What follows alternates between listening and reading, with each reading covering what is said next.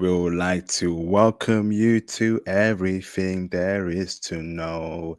This is our life, this is our time, where the passport bros. We'd like to welcome you to everything there is to know. This is our life, this is our time, where the passport bros.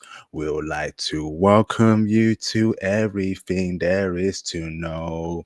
This is our life, this is our time, where the passport bros. We'd like to welcome you to everything there is to know. This is our life, this is our time, where the passport bro. Sure. Let's get cracking, man. IP here with the legend, Mr. Theo Waff in the building. Once again, brothers, happy new year to you all. Welcome again for another classic, future classic live stream. First and foremost, brothers, please press a one in the live stream chat if y'all can hear me loud and clear. How is the audio? Theo, am I good on your end, brother? Super. Theo's good. Theo, press a one in the live stream chat. Can I get a couple more ones from you, brothers? We've got over 10 people watching so far. Press a one in the live stream chat if the audio is clean, crisp, and concise. Sid Osley in the building. Sid, what's up, bro? Mr. Awesome. Now give me one more ones. One more one. One more one. One more one. One more time. Duh, duh. One more time, it's gonna celebrate. All right, let's keep on dancing. Classic, man. Classic tune back in the day. Raphael Taylor, appreciate you, bro. Salute. Awesome, man. Let's get straight into it, brothers, man. So, brothers, welcome to another classic live stream. I want to say a huge thank you to all those that have supported the channel over the past couple of years. Much appreciated. I welcome aboard the new people. I accept and I embrace you with open arms. When you come in tonight on the channel, please hit the like button. Likes are extremely important. Even when you watch it after, even when you watch the stream after it's live, also hit the like button, please. And of course, join the Patreon for Into on Foreign Woman, IT mentorship plans via the platinum tier, and of course, brothers, and of course, book your IT consultations with me or any other services you want to see on the Calendly link in the description box below. I got CV help, how to work abroad, the whole 9 yards. So check that out. Cop the merch too. That'll be greatly appreciated. Cop the merch. And yeah, brothers, can you please make sure that you also hit the super chats tonight? That'll be greatly appreciated. And hit the PayPal donations as well. That'd be greatly appreciated. So let's get straight into it, man. Here for another classic show, okay? And this show, okay, will be about top 5 personality traits passport bros must have abroad and in the West, okay? So that's more about mentality, how we got to move, and how we got to act like a man and be like a man going forward. But before we break that down, let's have some intros here. Mr. Theo Waff, give us a brief intro about who you are, where you're from, and if you're special about you, bro. You're mute, brother. You're mute. I had a great conversation with myself. It was wonderful. So I'm Theo Waff. I've been a passport bro over 20 years. I was in Russia 1 year, France 1 year, Japan 16 years, and I've been in other countries between 2 and 3 months as well. I specialize in IT security, in particular for cloud and auditing compliance, particularly for the cloud right now, and firewall WAF architectures. I like to work for banks, for the most part, insurance, but also banks because they have money. They have good infrastructure. They can pay the bill. Let me think. I've started my career in Japan, traveled all around the world. I've helped many men get married in other countries, actually find relationships, speak 4 languages, French, Russian, Japanese. And I'm studying other languages right now. So yeah, I've been working with IP here for a few years, and we're just here to help other guys get their remote work and actually go abroad and have a different life outside the West. Yes, indeed. Thank you very much for what Theo does, the Manosphere Conference, and of course, him teaching cloud. I teach Python Brothers every week. I'll be taking in new students in February 2024. Look out for that. Watch that space. Also, IT Bro, also Passport Bro. Before the Passport Bro movement took off in 2022, I've been telling brothers since 2017 2016 on my YouTube channel, on my channel. If you go back to many years ago, you're going to see old videos from 2017, 2018, telling brothers get your passport. So OG in this space, man. So let's get straight into it, brothers. Let's get straight into it. Now, okay. It's very important, right? So I'm all about self-improvement. We got the IT game, we got the travel game, we got the crypto game, okay? That's to build ourselves up financially, build ourselves up career-wise, and give us that flexibility to work remotely. But as men, okay, we also should have certain personality traits as passport bros, okay? We got to think differently, think a certain way. We have to make sure that we are moving in a way that is conducive and productive in our lives. So I thought I'd create this live stream because of my, my previous mistakes, maybe Theo's too, or maybe your mistakes in the past where you were a different person, okay? And you look back and you're thinking to yourself, I wish I had that particular trait, you know? I wish I thought like that. I wish I moved like that. When we go abroad or while we're still in the West building ourselves up, we want to have particular personality traits to keep us strong, to keep us going, etc., etc. So I've got a list of 5 traits here and a few more that are extras, okay? And the first trait I believe passport bros must have is stoicism, okay? We must be stoic, okay? What does it mean to be stoic, okay? To be a stoic man, brothers, okay? To be a stoic man, okay?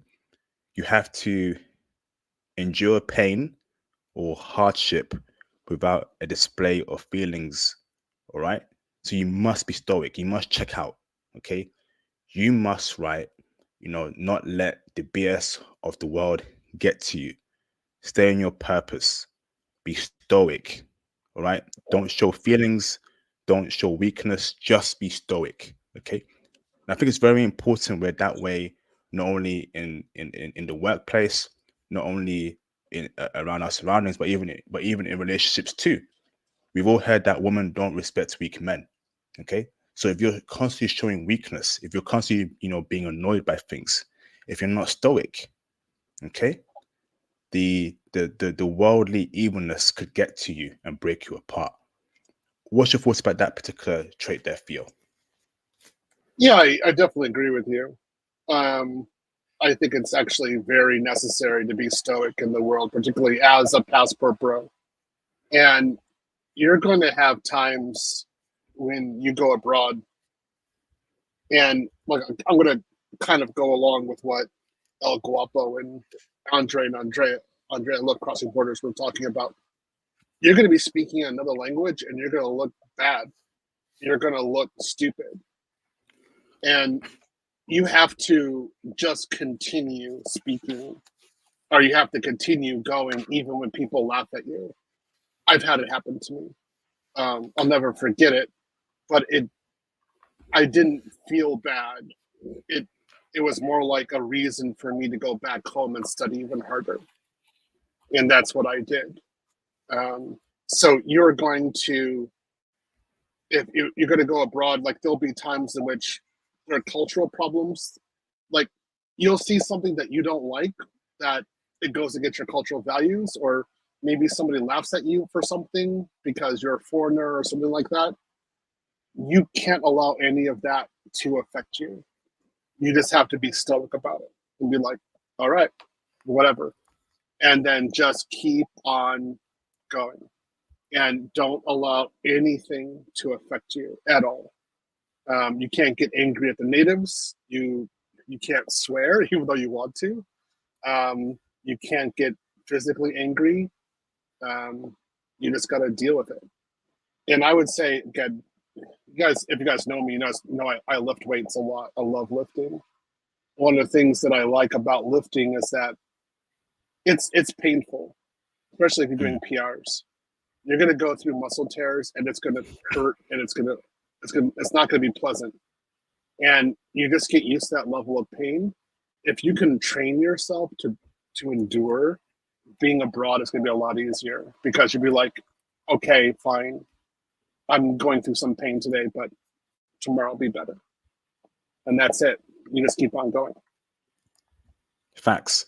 When you're abroad, there may be, unfortunate things that could happen to you.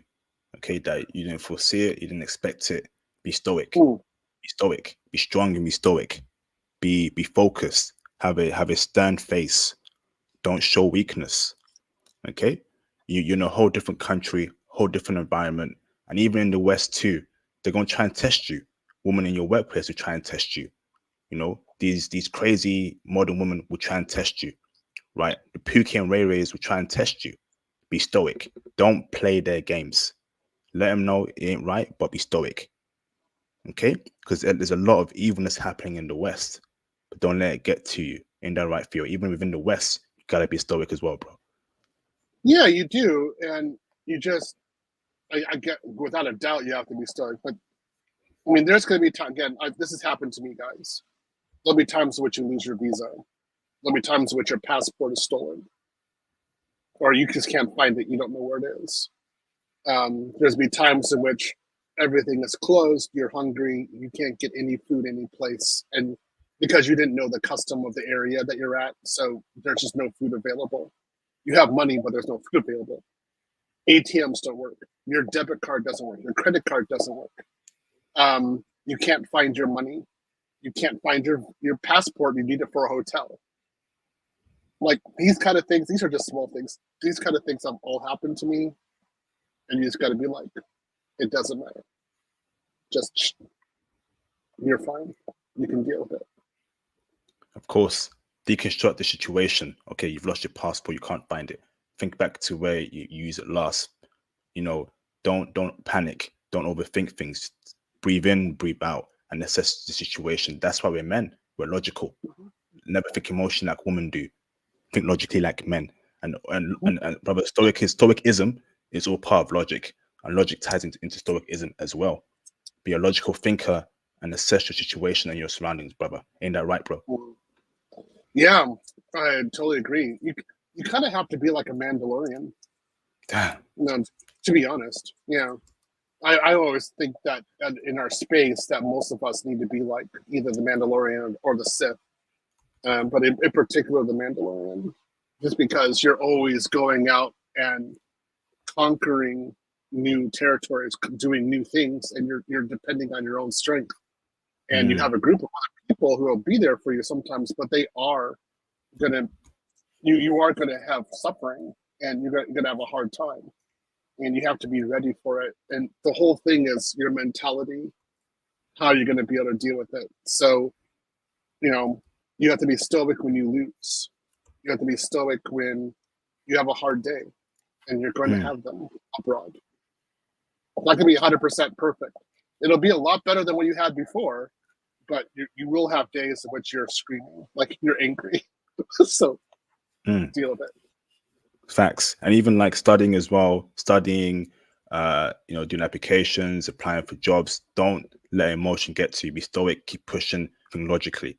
All right. Always think there's a light at the end of the tunnel, whether it's woman, finding a wife, finding a girlfriend. Don't overthink things. Be in your element.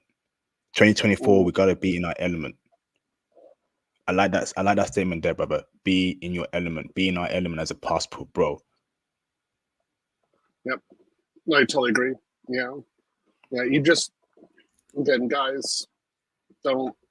It's a lot of times in which it's really good. I just want to straight out, like when I was in France, most of the time I was in ecstasy and in heaven, like every single day. There were times in France when I was in Japan that I was heavily depressed, like lonely, unable to understand what to do next, felt detached from the entire world. And you just have to be stoic about it and think about what is your next goal. How can you achieve that next goal? Go to sleep. Also, get a good night's sleep. But understand there's going to be some really tough times, and if you're like me and you're going abroad for a long period of time for years, then you might have months of having a hard time, and that's okay. You can make it through. You can make it, brothers. Awesome, man. So the next point, right, in terms of personality traits you gotta have right is detachment. Okay, what does that mean? So now understand that, you know, when it comes to love, when you have a wife, when you have a girlfriend, love her, but don't love her too deeply, because you never know what could happen. Because if you're too in love with her, if you're too attached to her, and she lets you down, she divorces you, she cheats on you, that's the end of your world. So Yeah. essentially, brothers, right, expect disappointment. Even though it's going perfect, she's feminine, submissive, she's amazing. At the end of the day, brothers, expect disappointment. And how do you expect disappointment? By detachment. Yeah, you love this chick, she's beautiful, she's everything's going great, but don't love her too much. Because if she disappoints you in one way or another, your whole world breaks. Because you put so much time into her, you put a lot of love into her. Love her, but don't love too deeply, right? Be very careful, right? And I know that sounds a bit messed up here, but we live in a world where we don't know what could happen in the future. What if the whole world becomes, you know, crazy? You know, we gotta make sure that, yeah, she might be the right woman, but don't love her too much. Love her, but not too deeply. Detach yourself from her, but at the same time have love towards her, but have detachment. What's your thoughts about that, Theo? I especially in the beginning, like for the first 2 or 3 years when you go abroad, this is particularly true because I'm going to break it down for you guys. Some of you might get really lucky in the first 6 months when you're abroad and you find the one, or you find somebody who's so compatible with you that you're just totally in love and happy, and it seems like everything is perfect. And I know guys who experience this, both Black, European, Japanese guys, Koreans who do it. They all have these stories in which they had this wonderful like romance. Good. Other people are not so lucky, and it's going to take them a while longer. And you might be thirsty, and you might be really struggling and lonely, to be honest, because you know nobody's ever really loved you before. You never really had any kind of touch, and you're having a hard time in the other country. And during those times, you might meet somebody who isn't really good for you, who treats you like dirt. And I have friends who actually experienced this, and they had to learn not only to detach, but to say no to her and to walk away from her, even though he feels so lonely. I have some good friends who had this experience. And if you guys have this experience, if you guys go through it, I'm there for you. Ever reach out to me because I know what that's like, and it's a hard thing to go through. But you know, because you spent so much time learning the language, you got that remote job, you actually had to go and leave your country, you had to work in that other country, you had to establish yourself. It's a lot of energy, and then there's probably something pushing you in your own country that made you go abroad in the first place, and that's another issue. So you know, you finally let's say you meet somebody and it looks really good, and she's beautiful, she's hot, the kind of the girl you've always wanted to be with, and she starts treating you like crap.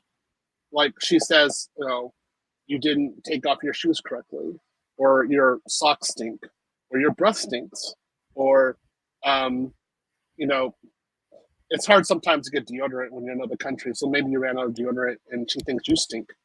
Like this happens. Or she says you didn't use your chopsticks correctly.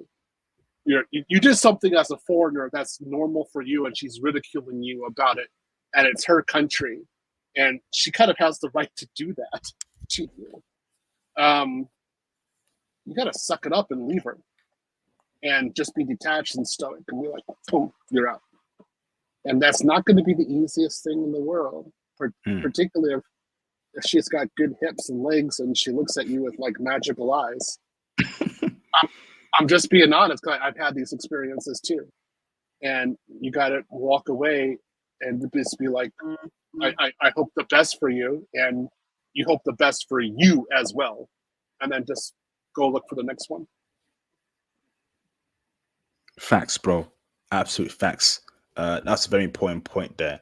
I think in a marriage, in a relationship, love her, but still be detached. So if things go wrong for some reason, it won't break you apart. Now, I've been in situations where I put all my eggs in one basket with a woman. She disappointed me, and it really broke my heart, man. It really broke my heart. Mhm. I was thinking, what's going on here? Like, you know, my whole world was tearing apart. Like this was the girl that I wanted. She was the one. She disappointed me. You know.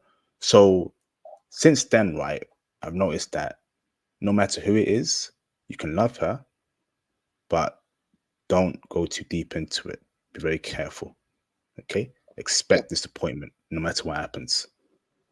yeah. Let kind of just be like, you know, you kind of just you gotta be like a Mandalorian. Um, if something good happens, good. That's a good thing. But if something bad happens, kind of expect it and be like, okay, move on to the next one, and that's okay. And that's again, I was going to say to you guys, it's going to be hard.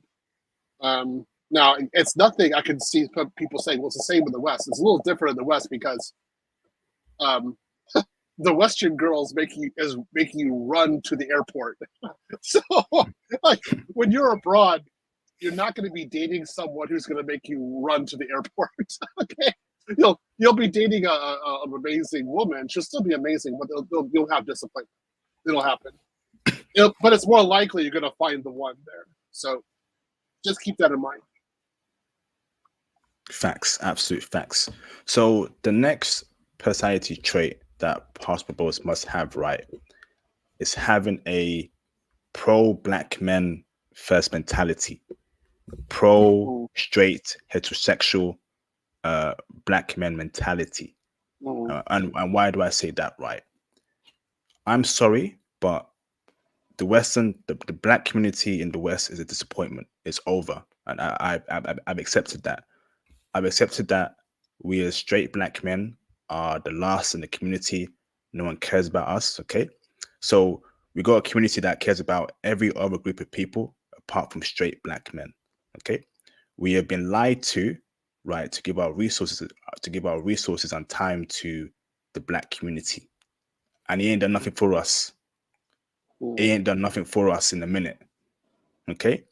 And because of that, right, I come across a lot of black men in real life online who are pro black community, pro black whatever, and that's cool. But I'm asking them, right? Okay, why are we at the bottom?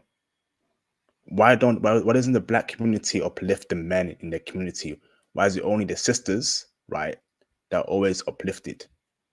A lot of Mm. black men, even on their past pro bros, they got a overall pro black mentality. I want you to have a pro black personality, but pro black male. So only prioritize other black men. Okay, be pro straight black men in the right field. Yeah, I pretty much agree with this. And when I was abroad, to be honest, I became stronger in my black identity when I was abroad than I was in the West. And I really enjoyed being black by far more abroad than in the West. And a lot of that was because I got to leave the gynocentric community, communita, and I got to be in a different environment. And you really have to be 100% pro black. It doesn't mean, however, that you can't integrate or can't really go deep in the other culture. Yes, you can, but you always enjoy yourself as being a black man, and you should have no regrets, um, no like no excuses. You should be totally happy about that. Um, and then also, when you go back to the West, you should be appalled, like I am, about how black men are treated. Mm. Because if you go there for a long period of time, you go back abroad, and then you come back to the West, you're kind of wondering if slavery ended.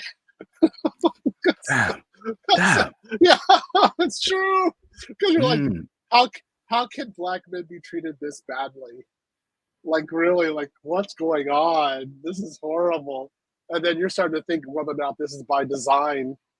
because when you're abroad, there is no way that black men are being treated this badly. They're really being treated well, and you're being treated well, and everything is good. Um, so, yeah, you have to be unapologetic black, and that means also embracing black culture and especially the good parts about black culture, being knowledgeable about them. Because when you're talking to somebody in another culture, they're going to want to know about first your country, which is sure, yeah, she's going to want to know about your other people want to know about your country, your history. It's going to happen, right? But if Mm. you do get into a good relationship with someone, she's going to want to know eventually, like she passed all the tests, she's actually in it for you, right? She's going to probably start talking to you about black identity because she's thinking about having kids with you. So she's going to want to know like what black identity and history is going to go into the kids, basically how that works. And you need to have something that you're proud about. And if you're not, it's a hollow shell. So have something that you're proud about. Work on it, and you'll feel much better as an individual. Facts, bro. And once again, right, we want brothers to have a pro black male first mentality. So what does that mean? Networking with black men, sharing information with black men that could improve their lives dramatically. Notice how I'm speaking more about flip. Notice how I'm speaking more about crypto on my channel, more about investments. I know crypto can change lives overnight. And I hope that one day, right, a whole bunch of brothers, right, okay, from this channel can make big gains of crypto. You see, so you see how, right, myself, IP International Passport, love seeing black men do well. Love seeing black men drive nice cars, wearing fancy suits with beautiful women alongside the side, popping up brothers, elevating brothers. Love seeing brothers like Theo do well, and always want Theo to even do better in every era of his life. That's how we gotta think, man. That's how we gotta think. You want to make sure that the next black man is doing well. You want to pop him up. Hey, bro, keep going, keep moving forward. Hey, bro, you made $1 million this year, bro. Next year, I hope you make $10 million. That's how we gotta move. Mm-hmm. Always hope for the best for a fellow black man. Ain't that right, Theo? Yeah, exactly. And I mean, you got to be networking with fellow black men. I did that all the time in Japan. You probably at least will. It matters on your area. You'll probably at least network with fellow Western men because they'll have the same mentality that you do. But then, Mm. in particular, if you can network with fellow black men, just that black men tend to be so much fewer in number. That's the problem. So if you can network with us, go right on ahead, and you will have a better experience. I'm telling you, it's going to be good. Um, and try to put black men first, particularly when you're abroad. If you have the numbers to do it, do it. Fantastic. Awesome, bro. Shout out to Mr. J Remo for the $5 super chat. Appreciate you, bro. Theo, with skills that's truly rare, navigates the cloud with skill and care. Oh, in the realm of tech, he stands tall, a tech warrior king, admired by all. Ooh, Shakespearean. Okay, passport bro Shakespeare talk. Fantastic. What's your thoughts about that, Theo? Sith Lord. I don't mind being. He's also a Sith Lord. He's like 50 years before me. So yeah, I like. I don't mind being a warrior king. I'd rather my chains be broken and use force lightning against people.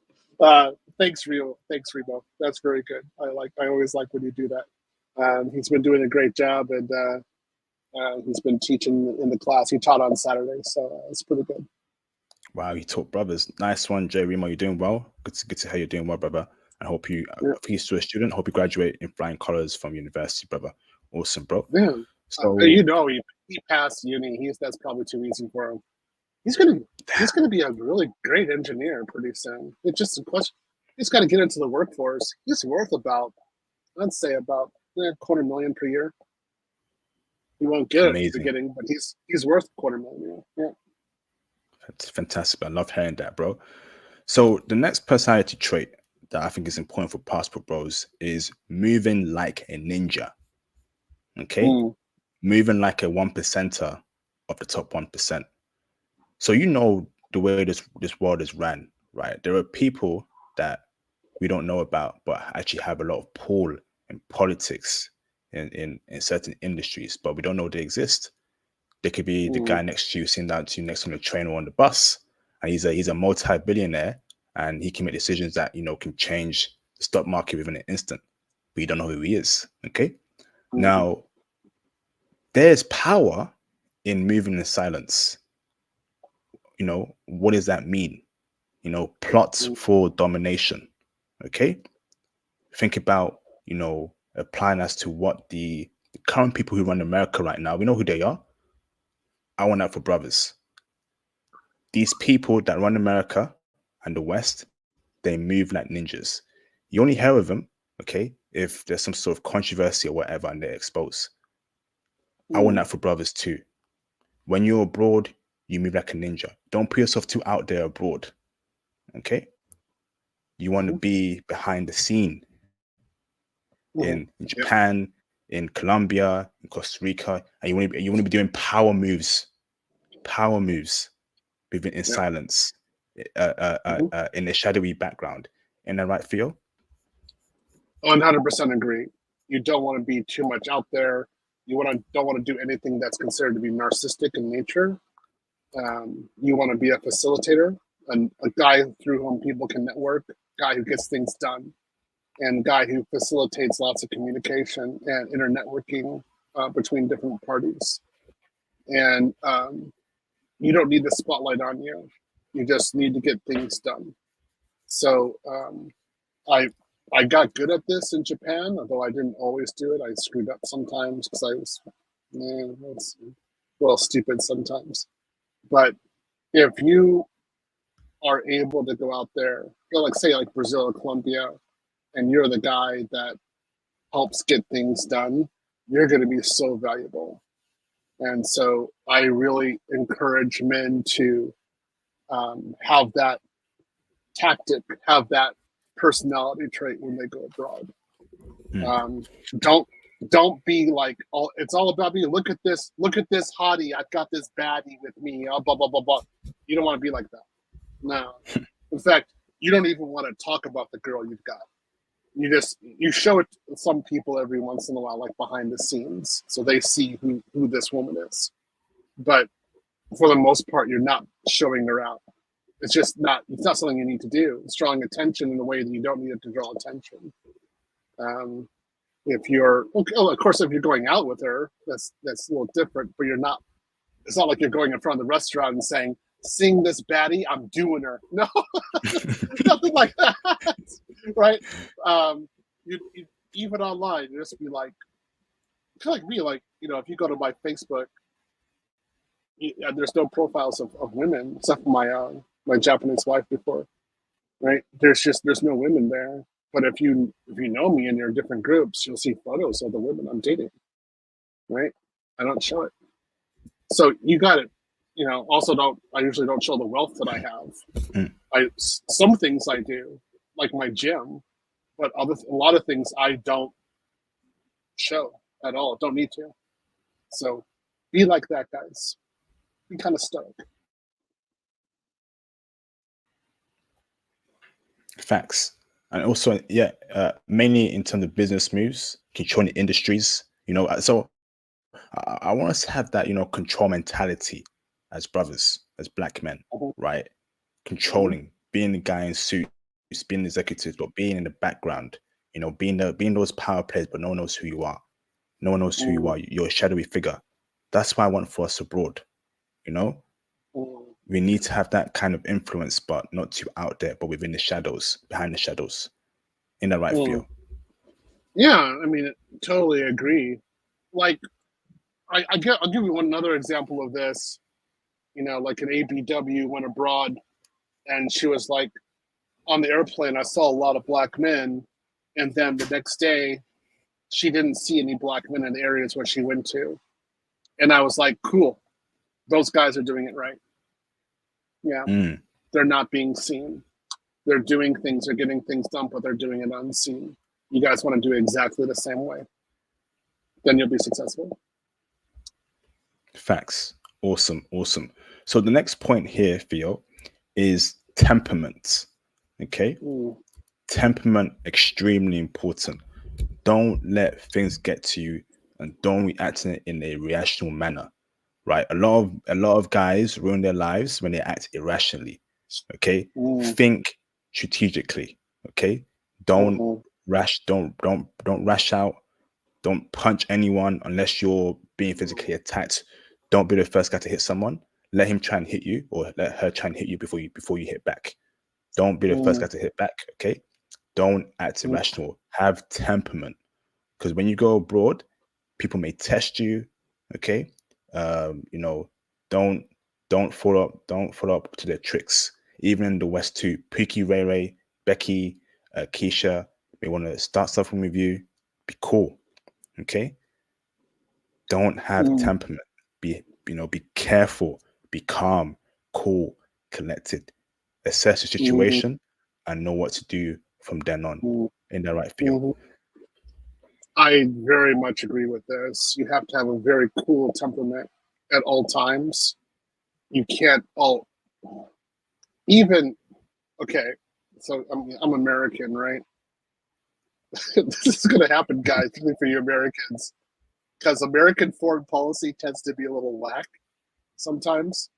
You're going to be going on the street, you're going to be seeing protests against America. And there'd be people on there talking like all this stuff about America. You're going to be like, all right, it's no big deal. You can't allow it to affect you.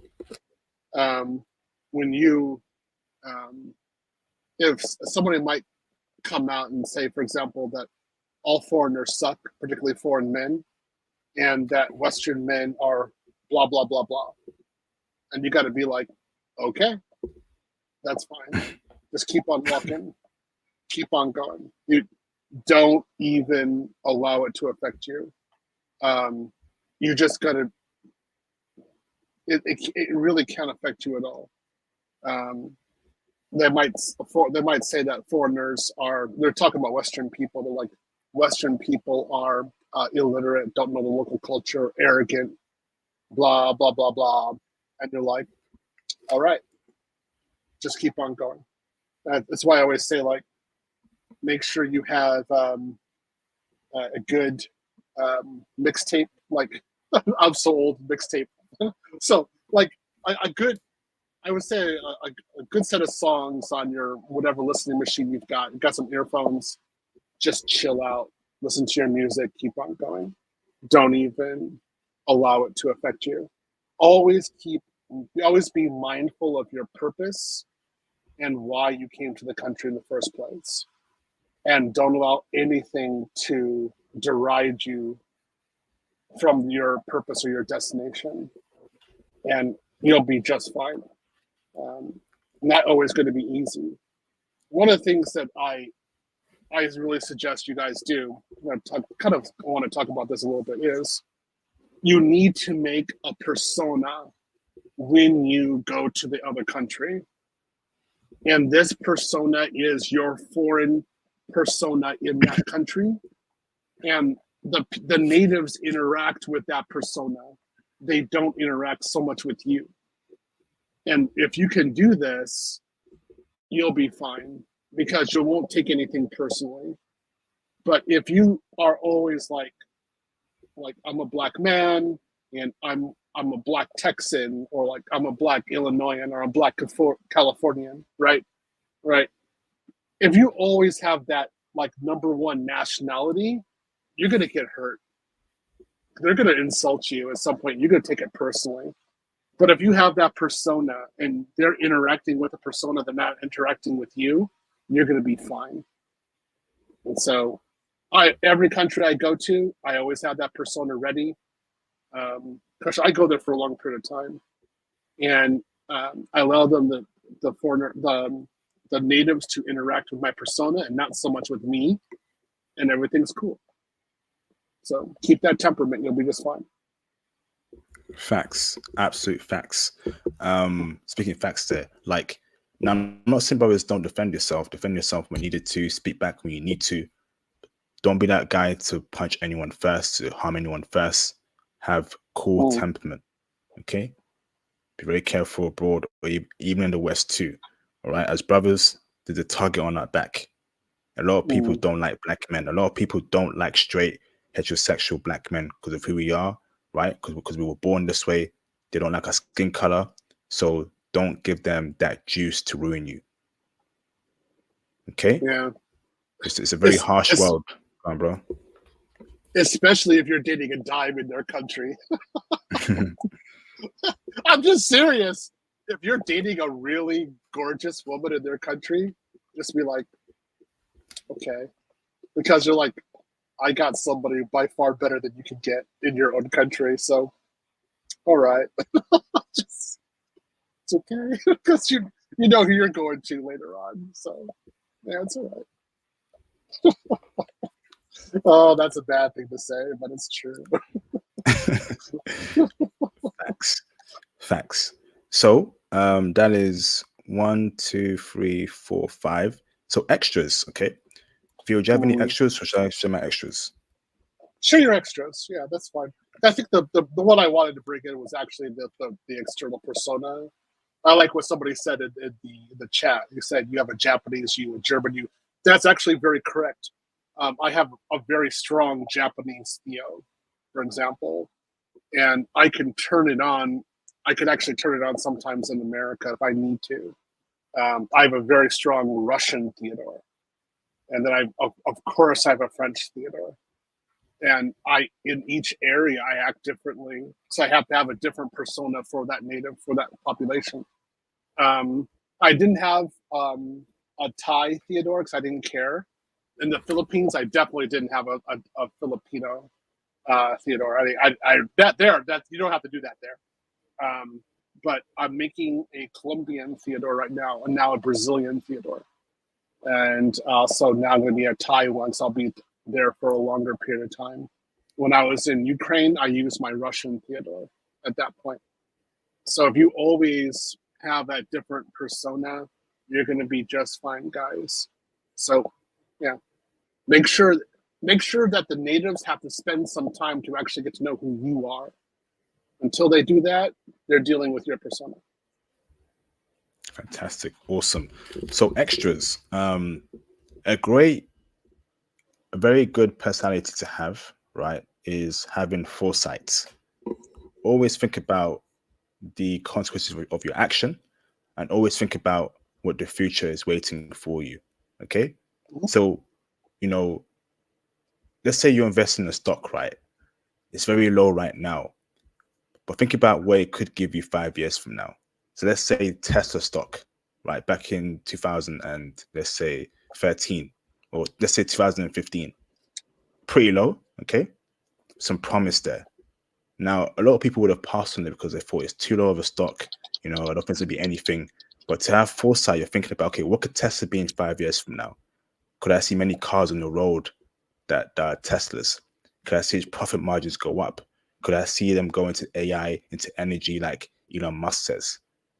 Because of that foresight, you're going to invest in it. And then 5 years from now, could earn you six figures because you had foresight. So as a passport, bro, you always want to have foresight. For example, right, IT.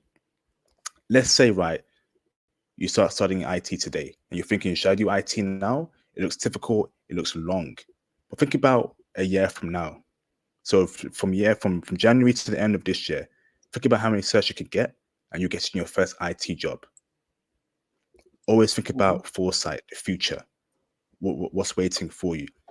Don't think too much about now. Think about, what I'm doing now. How can that affect my future for the better? In that right feel? I entirely 100% agree with you. And you need to think about options and also what happens if you have to crash, you have to go back home. So you have to Mm, maintain all of this all at the same time. It's not necessarily easy. You have to be thinking about how to invest your time and your resources and how to be resourceful. You can't just ride the wave. You ride the wave, yeah, you're gonna have some failure. That's for sure. Facts. Yeah. So don't be an impulsive person. Think about No. future, No. future.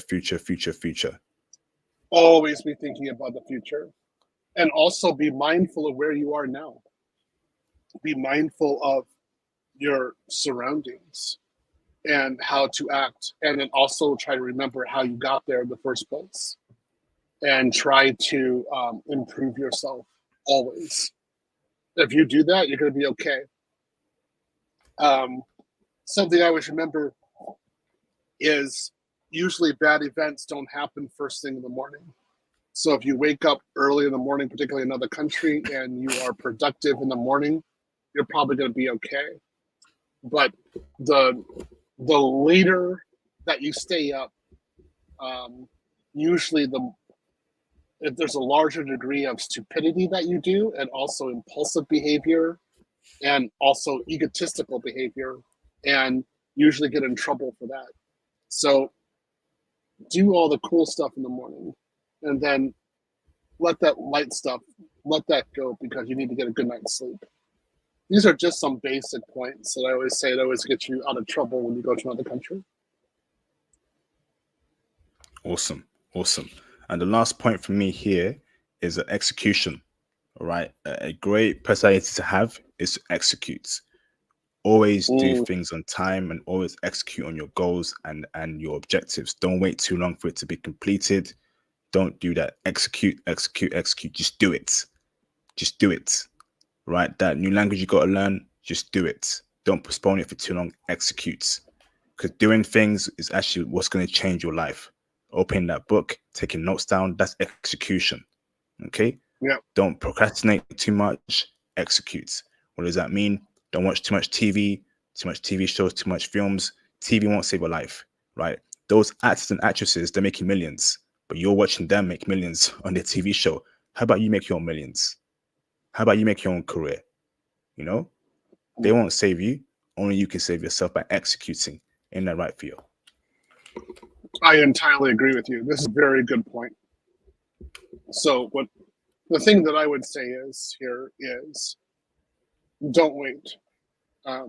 Be very hasty. In the West in particular, have some, what can I say, have a focus and a realistic time frame to get something done.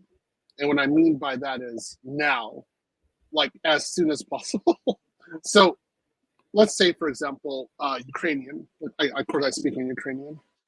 When I wanted to learn Ukrainian, I didn't wait and say I got to do this, this, and this first in order to learn Ukrainian. No, what I did is I went to Amazon and I bought a Ukrainian book. Then it came here, and then not actually it came to my place in Japan, and then I started learning Ukrainian. I actually went to the Starbucks, sat down, got a latte, and started learning Ukrainian. I did also for Serbian. I love Serbian; it's a great language. You just have to do it. That's the big thing. You really can't wait. Go. I need to go to the gym. Start lifting. Go someplace that has dumbbells. Start lifting.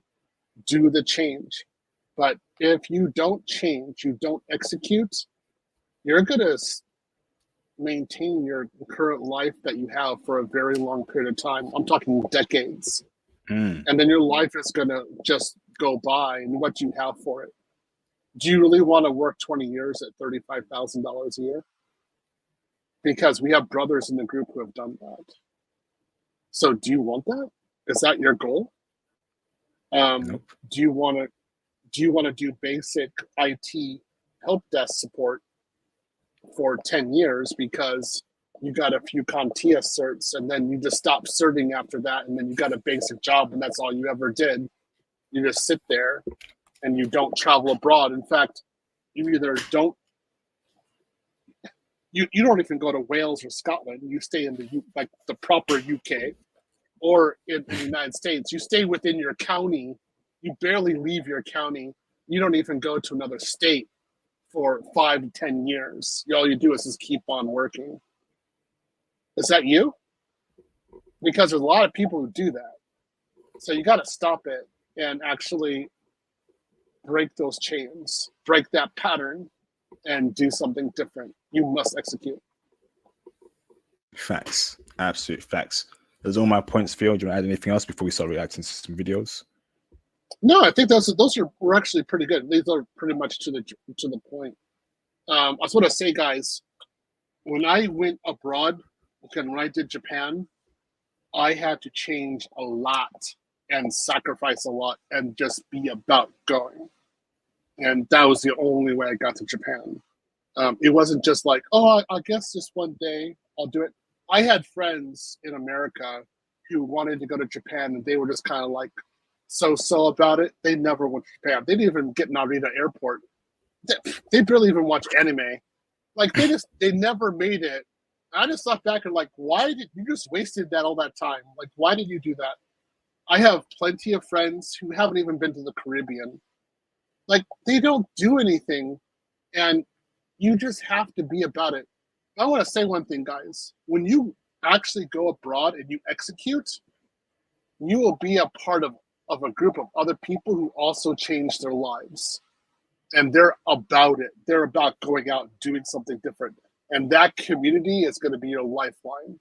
So I say go out there and be a part of that community because they're waiting for you and they know what it's like, what you're doing, and they want to help you out. They'll be there and be your support system when you go abroad. Facts, absolute facts. Awesome. Thank you, Theo. So now let's react to some news and some clips from this week. Let's go. So now, interesting article in regards to Cartagena, Colombia that I came across. Okay. I want to know your thoughts about this, Theo. Let me share my screen. Where's this? Cartagena. Okay, let's go.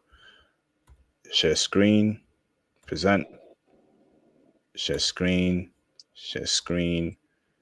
and let's share this one over here. Okay, awesome. So you can see here, right? Okay.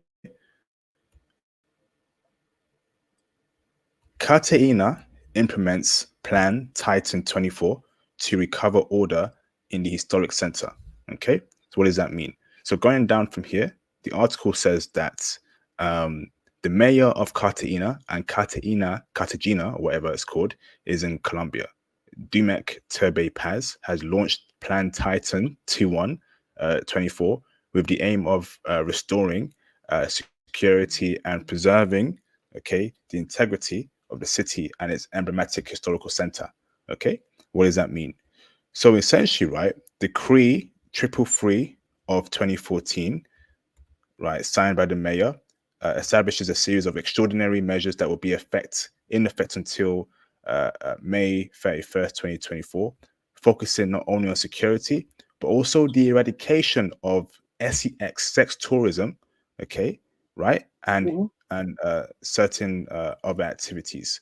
So going on from here, right, they have made it very clear, okay, they will be suspending, okay, the practice of 304 activity, aka woman selling box, and sale of 304 services.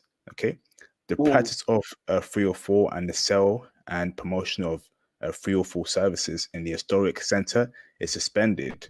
Okay, with additional restrictions for the promotion of 304 activities in the area. Cartagena, Colombia, bro. What's your thoughts about that, Mr. Fiowaf? Damn. I think that's good because that's going to remove the pookies and what I consider to be the low value, just want booty, guys using their passport abroad, the foreigners, and I don't want anything to do with them. So I have no problem with that. I'm not going to lose anything there because, I mean, if I'm going to be in Colombia, I'm going to be able to speak in Spanish, and then I'll be able to talk with the locals. So if I want a date, I can get one. It's not hard. So I think this is a very good law. I think they should probably do it for Medellin as well. and it'll go a lot further.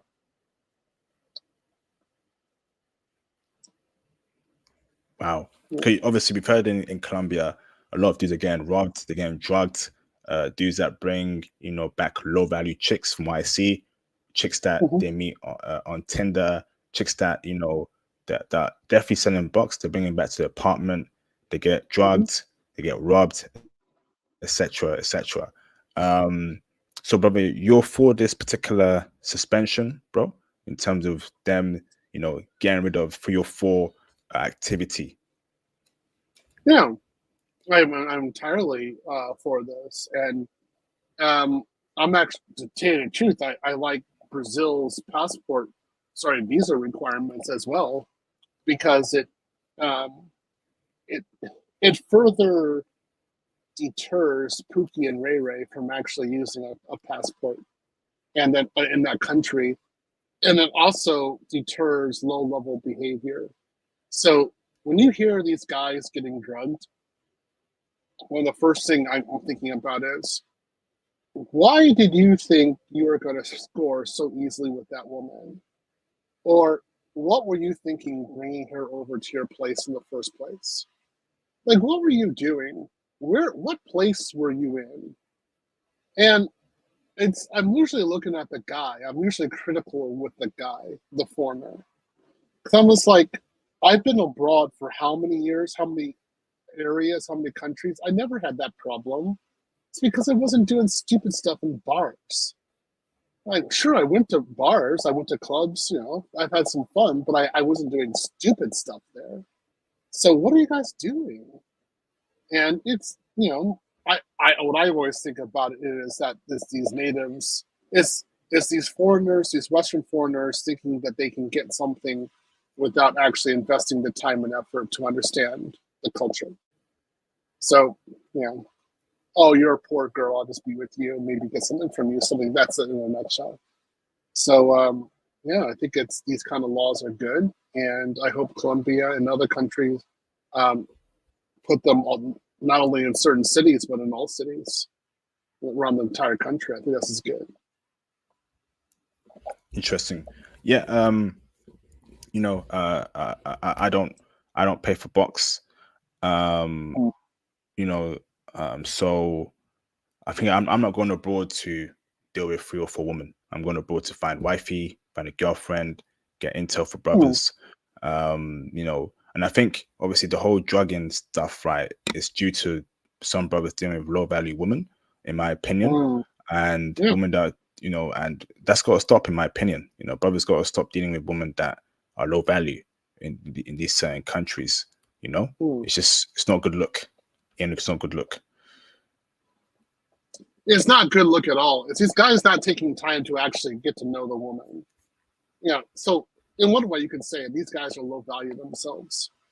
So they're like, hey, I just go out and get some. And I'm like, what are you guys doing? I mean, really? Um, gotta go out and spend some time and get to know someone. And it's not, what can I say? It takes some time. So I say it's better to meet someone in the morning than it is to meet someone at 2 o'clock in the morning. You know what I mean? Uh, my first date that I had in Brazil, I met her at 8 a.m. I was in the gym. She was in the gym. We were working out together, right? My second date that I had in Japan, I had in Brazil, I met her at about 9:30 in the morning. Same thing, gym. Yep. Um, and then I think the third woman I dated, when did I meet her? I met her about 8:35 in the morning at a crossroad. Right. None of it was based upon alcohol. Just meeting normal women. If you guys follow that practice, I think you'll be okay. I didn't use a dating app or anything like that. I was just going out and talking to people. Um, I'd say, guys, you can definitely do that. There's no reason to do pay for play. I'm kind of disappointed in the amount of guys who text me when I'm in another country and asking me about those services. Um, and I always tell them, I say, just walk outside, talk to people. You'll be fine.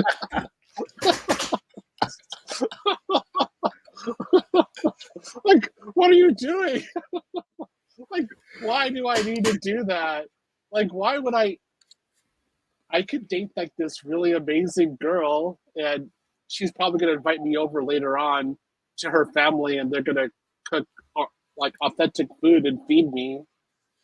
I could do that, or have to go through the linguistic hell of understanding the rules linguistically of pay for play, and then all the legal risks there might be for this. Get out of here! Like, what are you doing? For heaven's sakes, why would I ever do that? I don't do that. So, just be honest about stuff. It'll be fun. Awesome. Do you think that will improve Colombia? That particular law in casino, would that make things better for the reputation? The things will die down there for drug and robbing, in your opinion, bro?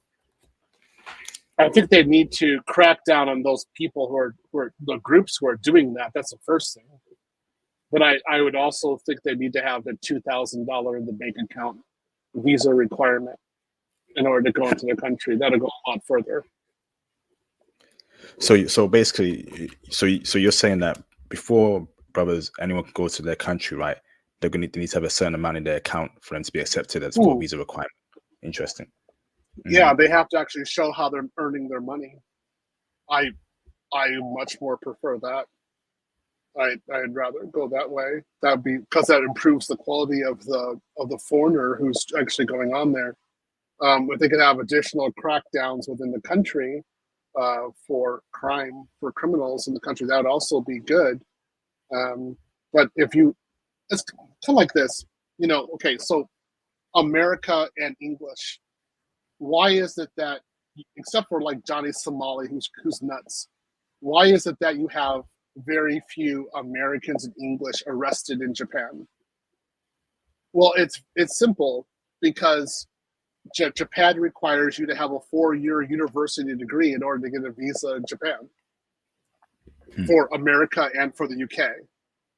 So these are educated people who are going over there, right?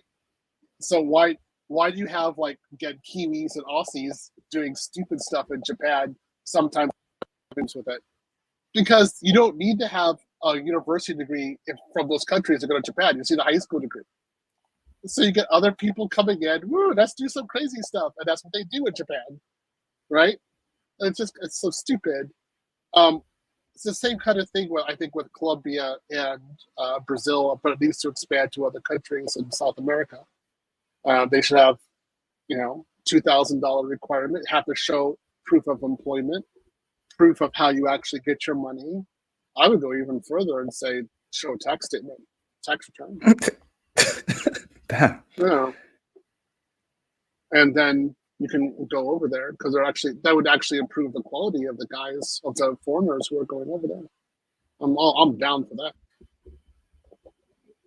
Damn. Awesome. Thanks for breaking that down for us, Theo. Much appreciated, bro. So now let's react to a clip here, actually. So want to hear your thoughts, bro. Video file. This one over here. Okay. Here it is. Very interesting.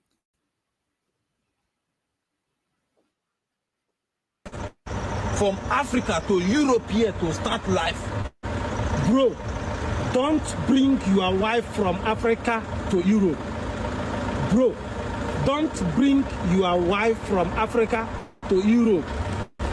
I am begging all men. Don't bring your wife from Africa to Europe. Don't bring your wife from Africa to Europe. No, why? Why did you say that?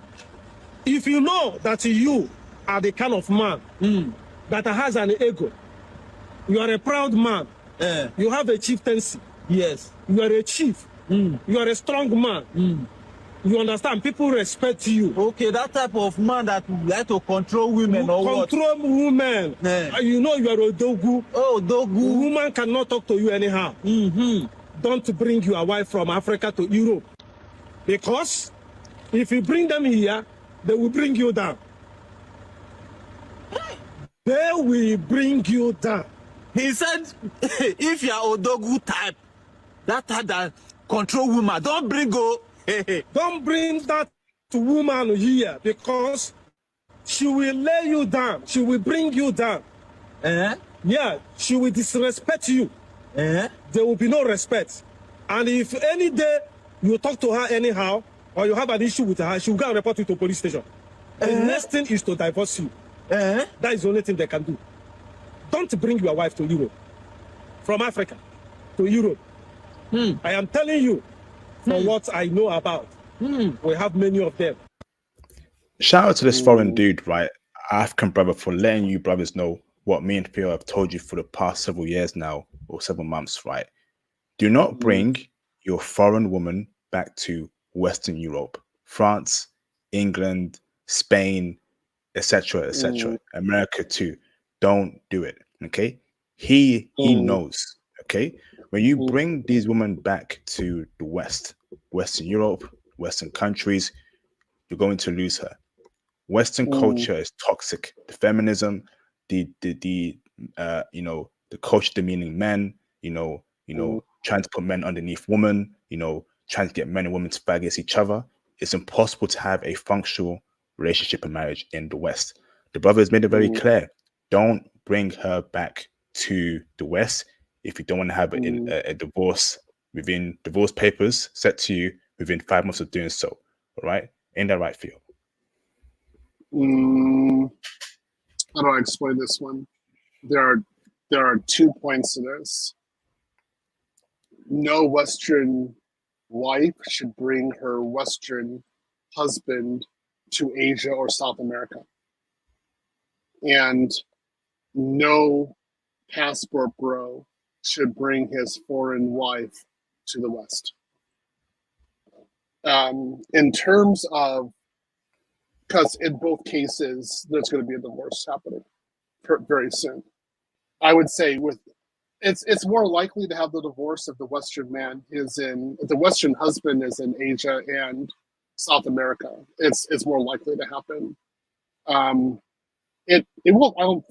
The foreign wife in the West, I don't think it'll take 5 months to have a divorce, but I would say within 2 years, it's highly possible. Like, for example, in the United States, to give examples, some things you guys need to know about this. In the first 2 years, if there's a divorce, she's deported. Just so you know that, even if she has a green card, it doesn't matter. They give her a working green card, but she can't stay in the country if there's a divorce within 2 years, just because you are the one who authorizes her visa. So she depends on you for that. So it's not going to be within 5 months, but it could be rapid. Also, she could start treating you very badly. If a Western husband is in Asia or South America, he'll see what it's like to be loved.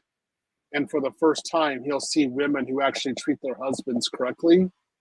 And then he'll look at his Western wife as for who she is, which is a cold, heartless machine who is only using him for resources. So I've seen marriages utterly die in Japan within like 6 months because Japanese women just take the guy away from them, just the way it is. So I say in both cases, be very careful. If I do go abroad and get married, I'm not bringing her over here at all. Nope. Same here. And to elaborate further, right? We have, the culture, Disney, the media, everything that is anti-men, anti-masculine men, right? You don't need a man, he can't tell you what to do. If he says no girls trips, if he says no male friends, he's controlling. Why would you do that? Why would you put yourself up for that kind of headache? Just stay abroad with your foreign chick, right? And live there. Yeah, bruv. it's better to live there, particularly because she has the structure of her culture. and they're going to expect her to treat you in a certain way. So you don't have to do anything. You can just sit back and be treated well. Whereas if you go to the West, there's no structure for her to treat you in a certain way. And quite the opposite, there's a counterculture which is there to destroy any culture structure for you to be treated well at all. So you are doing everything for her, and she can take half and destroy you. Whereas if she tries that crap abroad, her family's going to go against her. Hey, where are you going to win? Keep her abroad. Keep her abroad, brother. Shout out to the African brother for, with those strong, powerful words. Keep her abroad. Awesome, man. But it ain't no game, brothers, man. Imagine you work in IT, you're doing well. You have a couple investments, you're doing well. Bring it back to the West. She divorces you, takes all your assets away, all your hard work away. That'd be heartbreaking, bruv. All those days you studied hours to get those sats to, invest in certain assets. No, you don't deserve that, man. You don't deserve it. Stay abroad. Stay abroad. Yeah, it's amazing how in the West the women just think this is fine. They just think it's fine to do that. Look, they literally think men are machines. So I'm just appalled by it. This again, it's why the big reason why not only I don't date them, I don't talk to them, and I don't think any Western man should be talking to them either. They're not there for your best interest in the West whatsoever. You have got to avoid them at all times. And if no matter what you do, they're a victim. Even if you're a passport bro and you leave the country, they're still a victim. I'm like, get out of here, man. I could see you being on a rocket, the first rocket to Mars, and there's some woman saying she's a victim back back on Earth. So, guys, it's not you can't participate. You gotta be like, I have no relationship to you, and just leave. That's it. Leave. Absolutely, bro. So next one to react to.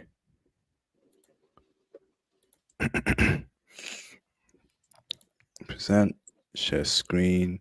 Nope, not share screen, share video file. And this one here, bro. So I want to know your thoughts about this, man.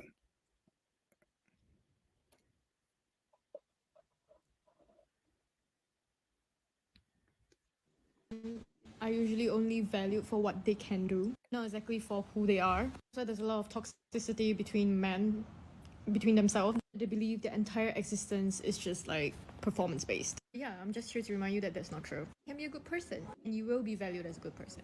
Mwah, mwah. Replay that. Hold on. Hot take. I feel like men are usually only valued for what they can do, not exactly for who they are. So there's a lot of toxicity between men, between themselves. They believe their entire existence is just like performance based. Yeah, I'm just here to remind you that that's not true. You can be a good person, and you will be valued as a good person. Mwah, mwah. Now this is a westernized foreign chick. Okay, and this is why when we go abroad, we don't want to deal with these westernized foreign chicks because they are the same as Western chicks in the West, right? She's saying that you can be a bum, just be a good person. That's false. That's false. No matter where you go around the world, okay, whether it's in the West or abroad, if you are a bum, if you have no skill set, if you have no resources, if you ain't got your mind right, no woman will take you seriously, including a foreign woman. Men should be constantly building themselves up financially, physically, spiritually, career-wise. Always keep elevating. Do not drop the ball. Okay? Do not drop the ball. Don't be a nice guy. Don't bring your your nice personality to a relationship. You're bringing the whole package, bruv. You're bringing a high value man, and she best respect a high value man. She best bow down to a high value man. An IT bro with a couple certs, a crypto bro with a couple portfolios, a stock bro with a couple stocks in his portfolio. It's not about being nice, No, you need to make sure you are building yourself in every area of your life. In that right, Theo? Yeah, I definitely agree with you on this one. So I would say with this kind of woman, this is why being detached is actually very good. And you can talk with her, but you have to be detached because she she looks too good to be true. I mean, she looks cute. She's communicating. You understand her accent. But you don't know if this is the Venus flytrap. So you have to be careful. And she's saying things that this is how we thought women thought before we started dating. And this is how women got us. This is how they got the money transfer. This is how they destroyed us. And yeah, it's true. So you always have to be on your guard. Always be making the money. Always be on, and recognize that she can change her opinion about you at any time. And if her emotional state is reality, not what reality is. So if that's true, you need to be detached, aloof, and ready to disappear and ghost her at a moment's notice if necessary. And this is all for your own protection. Facts, bro. This kind of woman, right, when you're arguing, right, will say to you, "Oh, you have nothing. You're a bum," even though she told you that. Just be a nice guy, right? Just be a good person. But the truth comes out when you know she starts telling you the truth in an argument, or when it's that time of the month for her. You gotta be very careful with these chicks, brothers, man. Right? They're not men. We're men. We know how things are for us in society. We got to keep working on building ourselves up. Okay, financially, career wise, investment wise, right? Whether she's foreign or not foreign. Okay, don't drop the ball. Keep on pushing and keep on working. Learn new languages. Be a high value man. Not being nice, not being about just be a good person. Nah, bruv. You got to be the ultimate person. Ain't that right, Theo?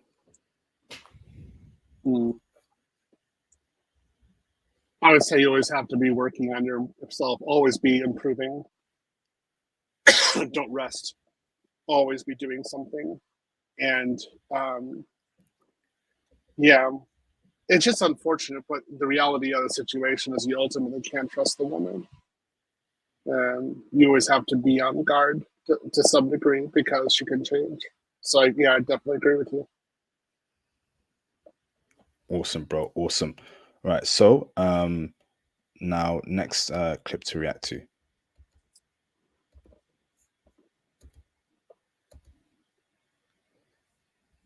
Okay, so let's react to this is a very funny one actually.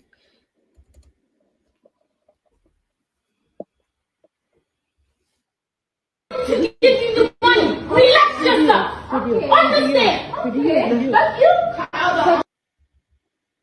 Relax. I'm coming. Relax. I'm coming to give you the money. Relax yourself. Understand? That's you. I was acting fucking ass.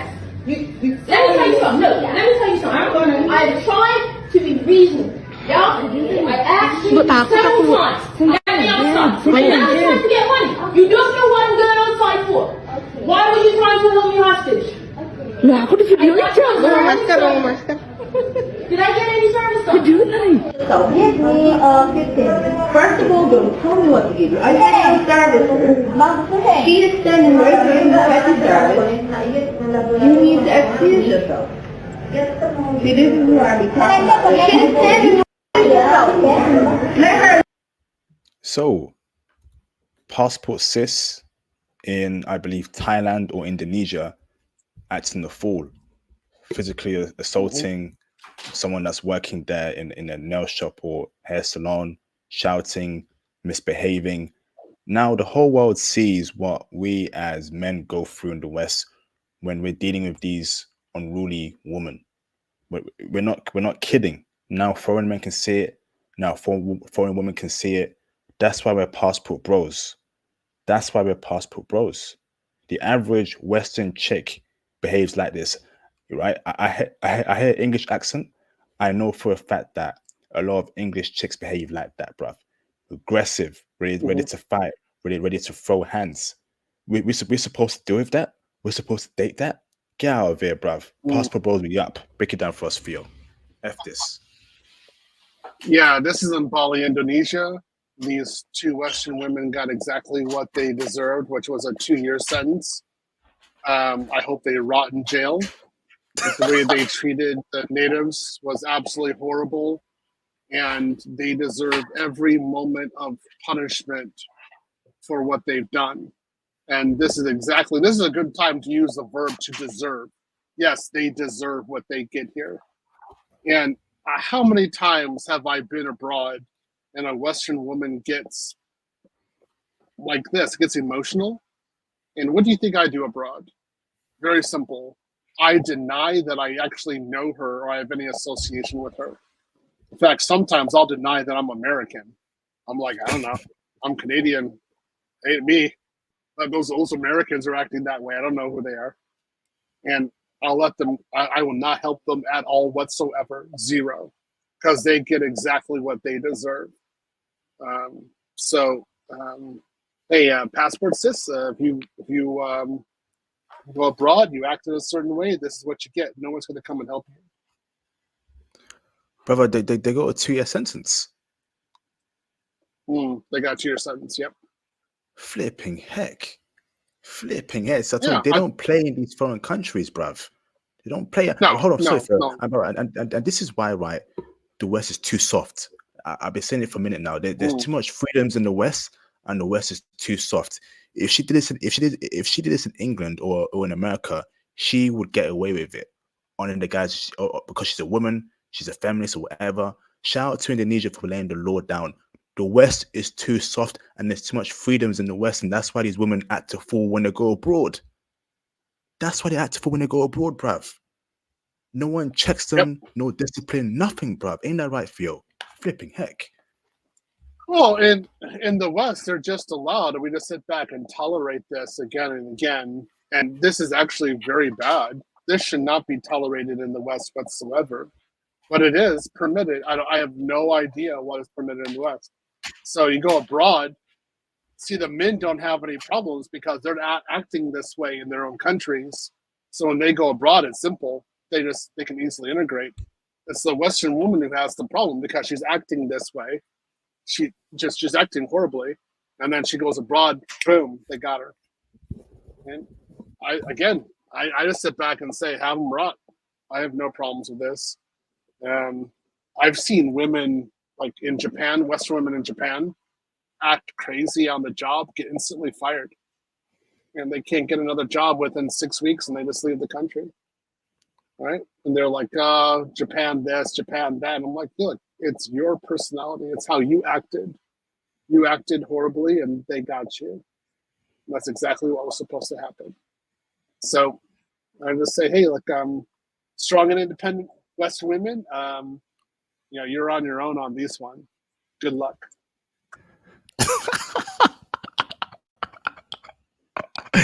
Oh my goodness, man. Oh man, the West is gonna, implode if these women ain't checked. And I'm being serious, man. This is just a joke. Indonesia is not going to release them. Indonesia's conservative. They're not. There is no way, because they're people. Like they want respect for their people. Not only that, it is so cheap in Bali. So even if they did overcharge me, I'm like, okay, you overcharge me, and here's a tip. Because it's so cheap there, I don't even care. So here I'm going to do that just to be nice to them, and they'll be like, "Wow, you're so great," and they'll probably treat me even better afterwards. So okay, fine, I have no problem. So these women are rich compared to these natives. Why are they acting that way? It makes no sense. It doesn't, man. It's that arrogance, entitlement, rudeness that they get in the West, and now it's coming back them in the ASS. Mm-hmm. Good. Can't stand them, man. Shout out to Mr. Jeremy. They're gonna learn what to say. They're gonna learn a lot about the culture. They're gonna learn a lot about the culture in jail. That's for sure. Yeah. Shout out to Mr. Jeremy Sears for the $50 super chat. Appreciate you, bro. Salute IP, salute King Theo, salute brothers in the chat. 2024 is already shaping up to be my year. Yes, indeed. That's what I want to hear, bruv. It was going to be your year. It's going to be Theo's year. It's going to be my year. It's going to be your year in the live stream chat, brothers, and those who watch this stream after the stream. Appreciate you, brother, for the support. Thank you, brother. Salute to Jeremy Sears in the building. Thank you, brother, for the support as always. Thank you, bro. So next clip to react to. Okay. Present video file. So want to know your thoughts, brother, on this particular clip. Okay. Where is it? Let's go for this one first. What's going on? He invited me out. You invited me out and you can't pay? What you mean? Crazy, y'all. That's crazy, y'all. Oh, yo, but you broke and you ain't got no money. She crazy. She crazy, y'all. He invited me out and he can't fucking pay. She crazy, y'all. She crazy. What the fuck do you mean? 2023, man. She What do tripping, you y'all. mean? I'm not paying for nothing. And I'm gonna record your and you getting posted. He invited me out and talking about he don't got no fucking money. He can't.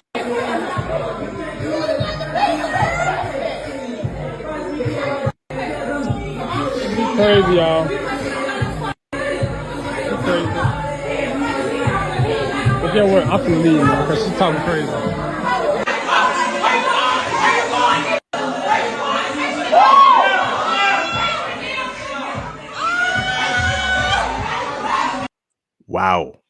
Wow. So we have a situation there where, you know, man wants to split the bill and he's entitled to do so. I think when you go on a date with anyone, you know, if the bill gotta be split, it gotta be split. So bring your credit card or your card, right? She's making a scene that, the hell you mean I gotta pay? What do you mean I gotta pay? At the end of that video, she throws chips over him, you know, physically assaulting him. These women, right, just don't want to work. All they want to do, bro, right, is, you know, get free meals, you know, get dudes to pay for their everything. Brother, this is why, you know, ain't no saving the West feel. Cause that's just embarrassing, bruv. And she's live streaming that on her phone as well, recording it. It's embarrassing, bruv. Pay your part. Maybe it didn't go well. Maybe she wasn't the one. So if he doesn't want to waste money, then he ain't gotta, you know, pay for it, bro. Break it down for us, Theo. My point here is that if you don't have enough money to date and pay for the whole bill, you shouldn't be dating. And then if you do have enough money to pay for the whole bill, you should not date Western women because you're just going to be misallocating your resources. So instead, you should use your passport, go abroad and date there. And there, you will have no problem paying 100% because the woman is going to be so charming and so into you that paying for the entire bill will be like pennies on the dollar. Like, was it shillings on the pound for you? In comparison. So that's always my view. Well, I remember when I finally hit 125,000 a year in the United States, and then I was going up to $200,000 a year. Like I had some temptation to date, but I was like, I could use my money to pay for books or pay for training. So why would I want to put my money towards training? Like, why would I want to put my money towards dating like that? Because it's a misallocation of resources. There was nothing that she could give me that was more valuable than my own training. Then when I hit $300,000 a year, I just looked at a date like her and said, I'm doing so well, I'm making so much money per hour. Why would I want to give my precious time to that? That's not going to happen. And so in both cases, I wasn't dating Western women because there was just no value in it. I could always do something else that was more valuable. And again, when I wanted to date, I went abroad, had wonderful dates, great experiences. It was really wonderful. I don't have this kind of situation at all. No. So guys, don't be in this situation. That's it.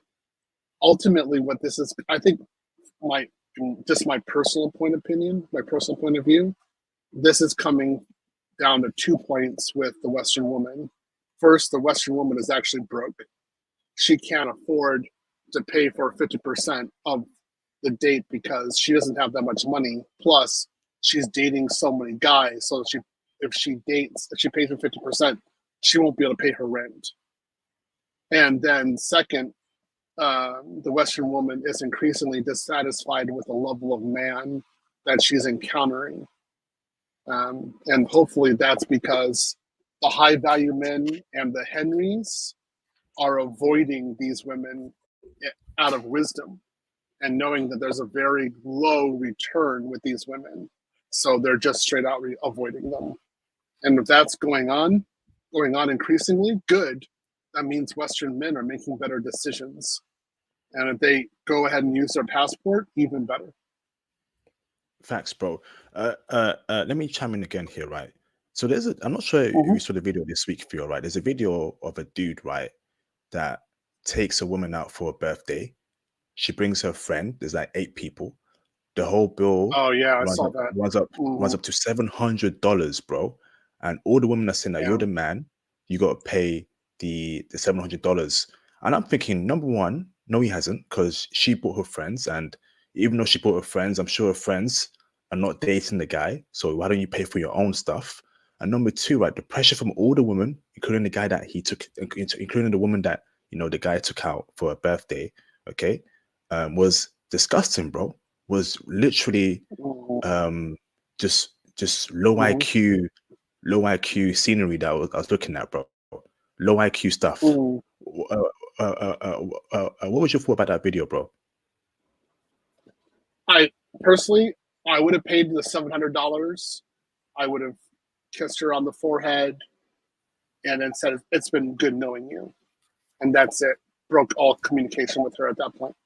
Just dropped her. I ain't paying jack. Yeah. I ain't paying nothing, bruv. I'm paying my stuff, or I'm paying for her. Or sorry for you, I'm paying my stuff, or I'm paying for her. But I ain't paying for her friends, bro. I ain't paying jack. Nah, bro. I ain't paying jack. Hey, hold on, sorry for you. They are. Sorry, bro. They are adults, bro. They are adults. I'm not paying $7 for a bunch of women who are friends of my girlfriend or woman I'm dating. That's just low IQ, right? Nonsense, man. How you gonna bring your friends to your birthday dinner and you expect me to pay for it when it wasn't pre-agreed that I've got to pay for it? There's an assumption, brother. You pay your own stuff when it comes to birthday dinners. I ain't paying jack, bruv. I ain't paying jack. Break it down for us, Theo. But the reason I'd pay the $700 is that I'm paying her to go away. That's the actual purpose. So it's only $700 to get rid of a woman is a low price. So I have no problems with that. And the way I look at it is, why didn't I tell her? Why I should have told her friends that they have to pay from the beginning. I probably didn't do that, so now I have a problem. So, and then it goes to this idea: if you can't pay the entire bill, if you have a problem with paying the entire bill, you shouldn't have the girlfriend in the first place. You shouldn't be dating. And then when you're making money like I do, you're not going to be with that kind of woman because you have other economic, or you have other opportunities elsewhere, and she's detracting you from them. So, for example, instead of me being out on that restaurant that night, I could be at home making a plan to give me tens of thousands of dollars, or I could actually be working on the side for another company and I could make $1,000 that night. So if I'm spending my time with that woman, it's actually precious time for me. And if this situation happens, I'm thinking about how to limit my losses, because obviously the ultimate problem is that I chose to be with a woman who is insufficient for me at my point in my life. She clearly is low level and should not be around me at all. In fact, how did I even allow myself to be with this woman in the first place? So that's why I say, like, $700 is a low price to get rid of her. So, tell her, hey, honey, happy birthday, blah, blah, blah. Let her go home. Let there be peace. And then just send her a text. It's been good knowing you, but this is it. This is the end. Change your phone number, block her on social media. And that's it. Ghost her. Brother, so you tell me, right, y'all gonna pay a whole mortgage. Brother, you understand that $700, brother, is a whole mortgage or rent money for a bunch of low IQ 3 or 4 bimbos who you're telling me, brother, right? So let's say, brother, she's got 5 female friends, including her, right? $700 divided by 5 is around, maybe wrong here, £135, 140, right? 145. You're telling me that these grown women in the biggest economy in the entire world called America, with their tech jobs that they love talking about, their boss babe moves, their businesses, that they can't afford $140, bro, to pay for themselves. That's not fine with me, bruv. No. Or brother, sorry, bro. That low IQ bimbo-ish ain't fine with me, brother. I'm paying for my ish. I'm paying for the girl. They're gonna sort out their own bill, bro. I ain't paying rent money for a bunch of 3 or 4 bimbos, bro. Brother, that's rent money, bruv. No, you actually, with the way things are in America right now, that's not even rent money, because a lot of even like one bedroom is like starts at $1,600. So you should not be dating in the West in particular, because you have other things you could do with that money, right? So there is no way you should definitely 100% be abroad. But again, for myself, I can pay that. I can pay multiples of that. I could pay $7,000 at one time for a dinner if I really wanted to. I don't.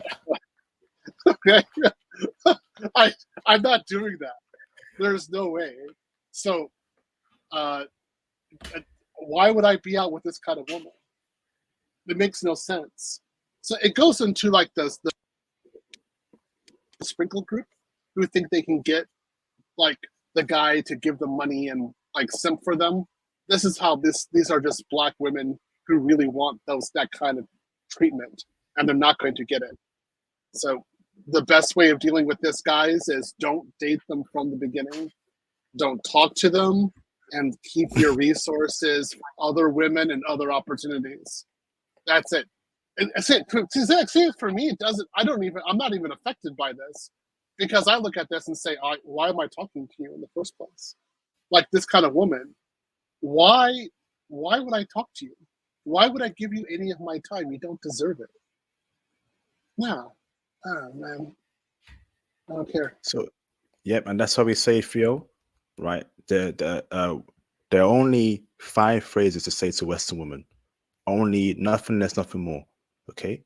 This is only what you say to Western women while you're building yourself up to get out of the West, okay? You only tell Western women in your workplace, anywhere else, right?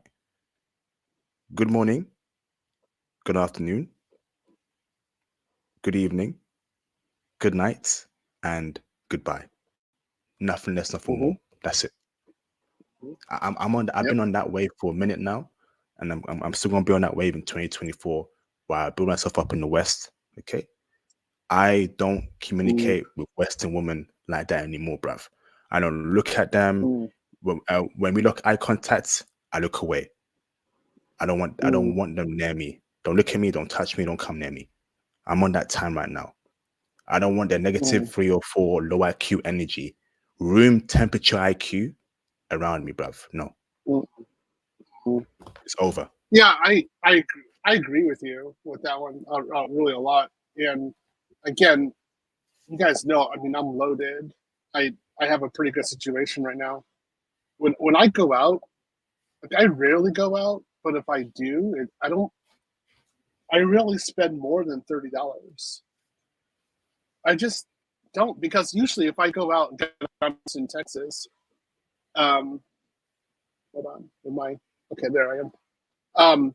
I'm here in Austin, Texas, and usually if I go out, I go to a food truck, like a food trailer. I don't know how to say it, but there's a lot of them around here, and usually they have Latinas in there, and they're serving, like in my area at least, they're serving really good Mexican food. So I just sit there and eat Mexican food. I can't eat more than $20 of Mexican food at one time. I'll have an issue. So, like, that's all I need.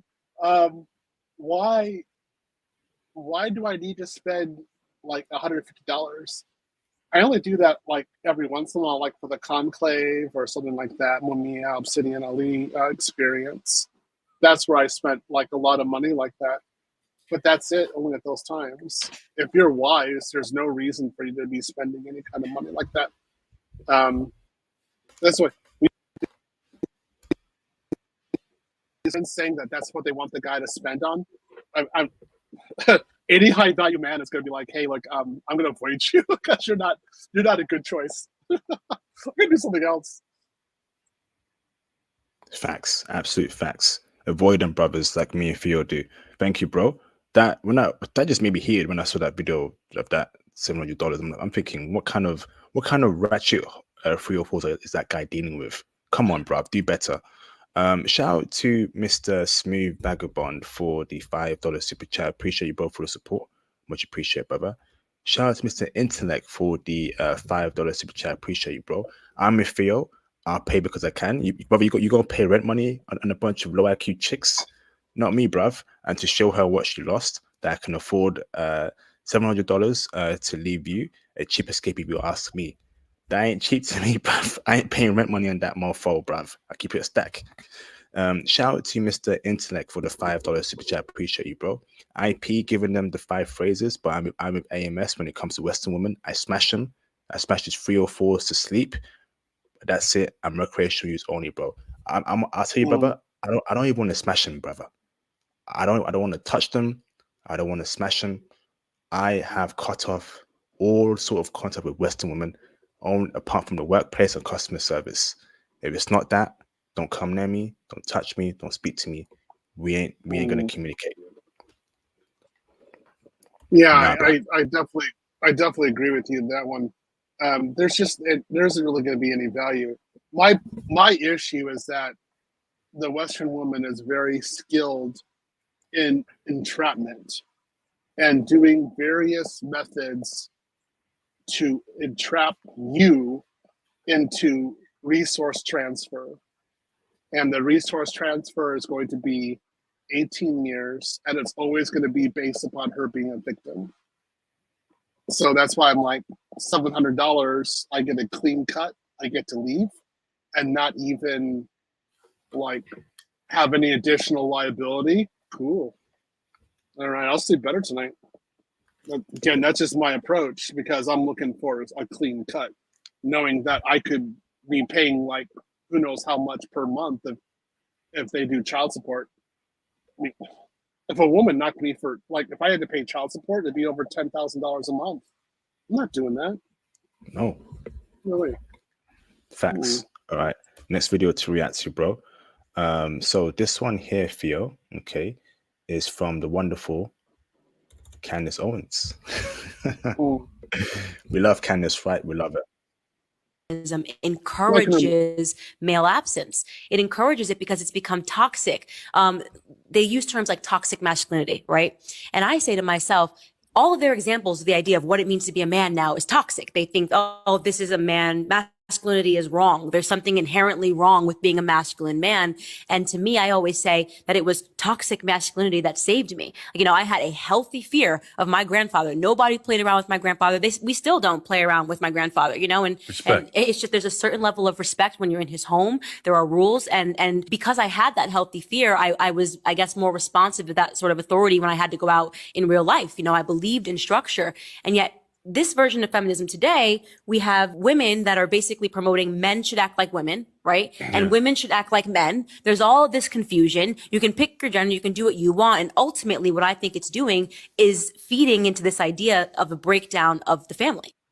Yep. Theo, you go there first of all. What's your thoughts about that clip? I agree with her. I definitely agree with her. And having consequences makes you into a better individual because you know what the limitations are and what the rules are, and you know how to act. So she has a good grandfather, and I think more people need this, in particular in the West. They need this structure.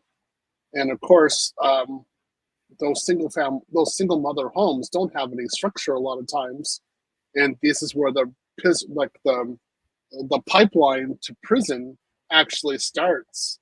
The pipeline to being a single mother also starts many times within this single mother household. So, hey, look, we need structure, we need family. I think what the liberals are doing is ridiculous, and they're going to pay for it in the end. Absolute facts. Absolute facts. Notice how she mentions order, right? Structure, order, structure, and fear. Those are things that are needed, in my opinion, for women to have. Women should fear men. Women should fear, their fathers, their husbands, because it brings order. If there's no fear, now for me, right, I fear my parents. I fear my dad. All right, because I've been raised in a way where don't shame the family, don't do nothing crazy. You're here to study hard. We ain't here to play games. And that kind of fear has always been throughout, my current life so far, and that kind of fear is something that will still within my 3 or 4 activity feminism. That's not flying in my household, bruv. That ain't flying. If it is flying, I'm gonna leave you, and I will happily adopt a kid. I'll keep it a stack, bro. We need to lay down the law, right? Within our relationships, within our households. If woman ain't gonna comply with that, let her go, bruv. Let her go. Well, not just in the family, but also in relationships, but also in the office, in society. They need to actually have proper consequences for actions. Going back on what you said, of course, I was punished when I was growing up. I knew not to do things because my father would, my father made me understand that he could make another person like me. So I was expendable. And I could make another kid. You're not the only one. So I was like, okay, right.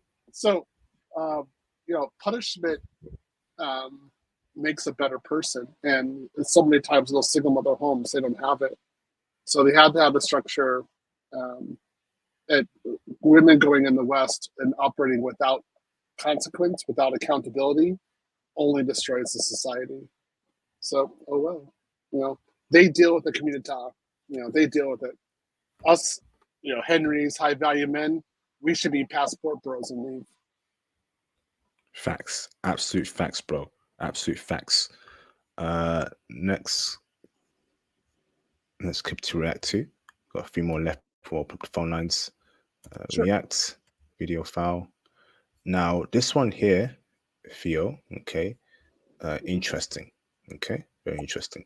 Passport system in the building. If you want a man, go anywhere outside of here. Okay, we can start the passport sisters, because I'm telling you, we are adored in other places. Don't believe this BS that they try to sell us in America that we're less desirable. Both of you are students in the Philippines. I wanted to know, do Filipino guys really come up to you guys? Do Filipino guys try to call you guys? You mean approach, want to date? Yeah, asking you to date. Okay, for me, honestly, no. No? No. I walk her back, I set my alarm, get, showered, take my makeup off, all that stuff, and I was like, Nami in the morning. I was just really excited to go to Nami.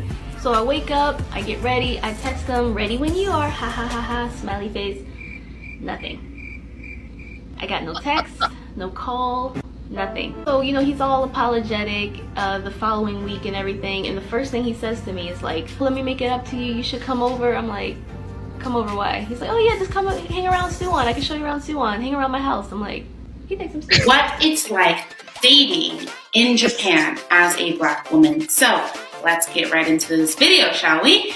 I will say, I'm not here to play any games. I'm not here to play with your feelings or sell you a dream. But a lot of Japanese men, the ones who do want to date interracially, go for white women. Despite all the simps, all the panders, all the toxic feminine. There you go, brothers, man. Both of you are students in the Philippines. I wanted to know, like, do Filipino guys really come up to you guys? Like, do Filipino guys try to call you guys? You mean approach, like want to date? Yeah, asking you to date Okay, for me, honestly, no. No? What's your thoughts about that clip, Theo?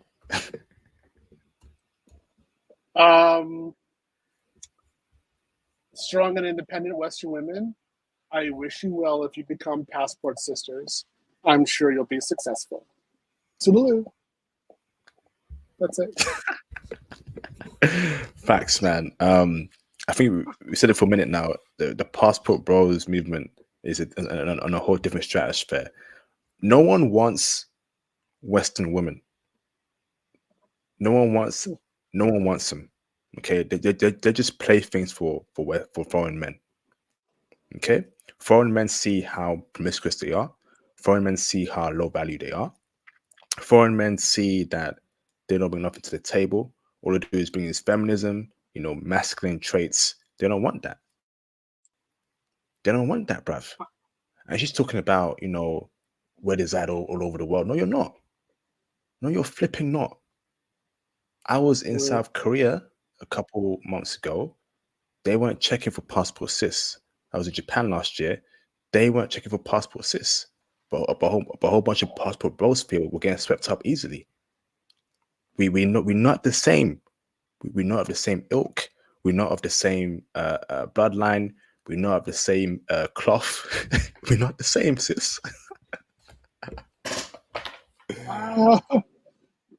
I'll just say again, I've been abroad for a long time, and my view is good luck. That's it. How many times, again, I've been abroad, I don't even recognize that Western women exist. I mean, I know they're in the train or in the restaurant or someplace near me. I don't recognize their existence. I treat them as if they're ghosts. So if they talk this way, I'm just like, okay, it's not, what can I say? There's going to be like passport sisters who are maybe listening to this podcast or something like that. And they're going to be like, I'm going to go out and show you that I can do it. And I don't want to be the catalyst for their failure. So I just say, I'm just very cool about it. And wish them the best. Facts. Awesome. Thanks for that, Theo. Shout out to Mr. Jeremy Sears for the $5 super chat. The West Woman's delusion knows no boundaries. Yes, indeed. That's facts. Shout out to Mr. Duck Dissident for the $5 super chat. Awesome, bro. Hope you're well. Taco Tuesday, cold pipelines over Cheesecake Factory, stack pack throwers. Get your passport, brothers. Yes, indeed. Facts. Awesome. Get your passport, brothers, man. Now, you said this get. one here. You said get. G-I-T. See that? Get. GitHub, GitHub, right? No, Git command.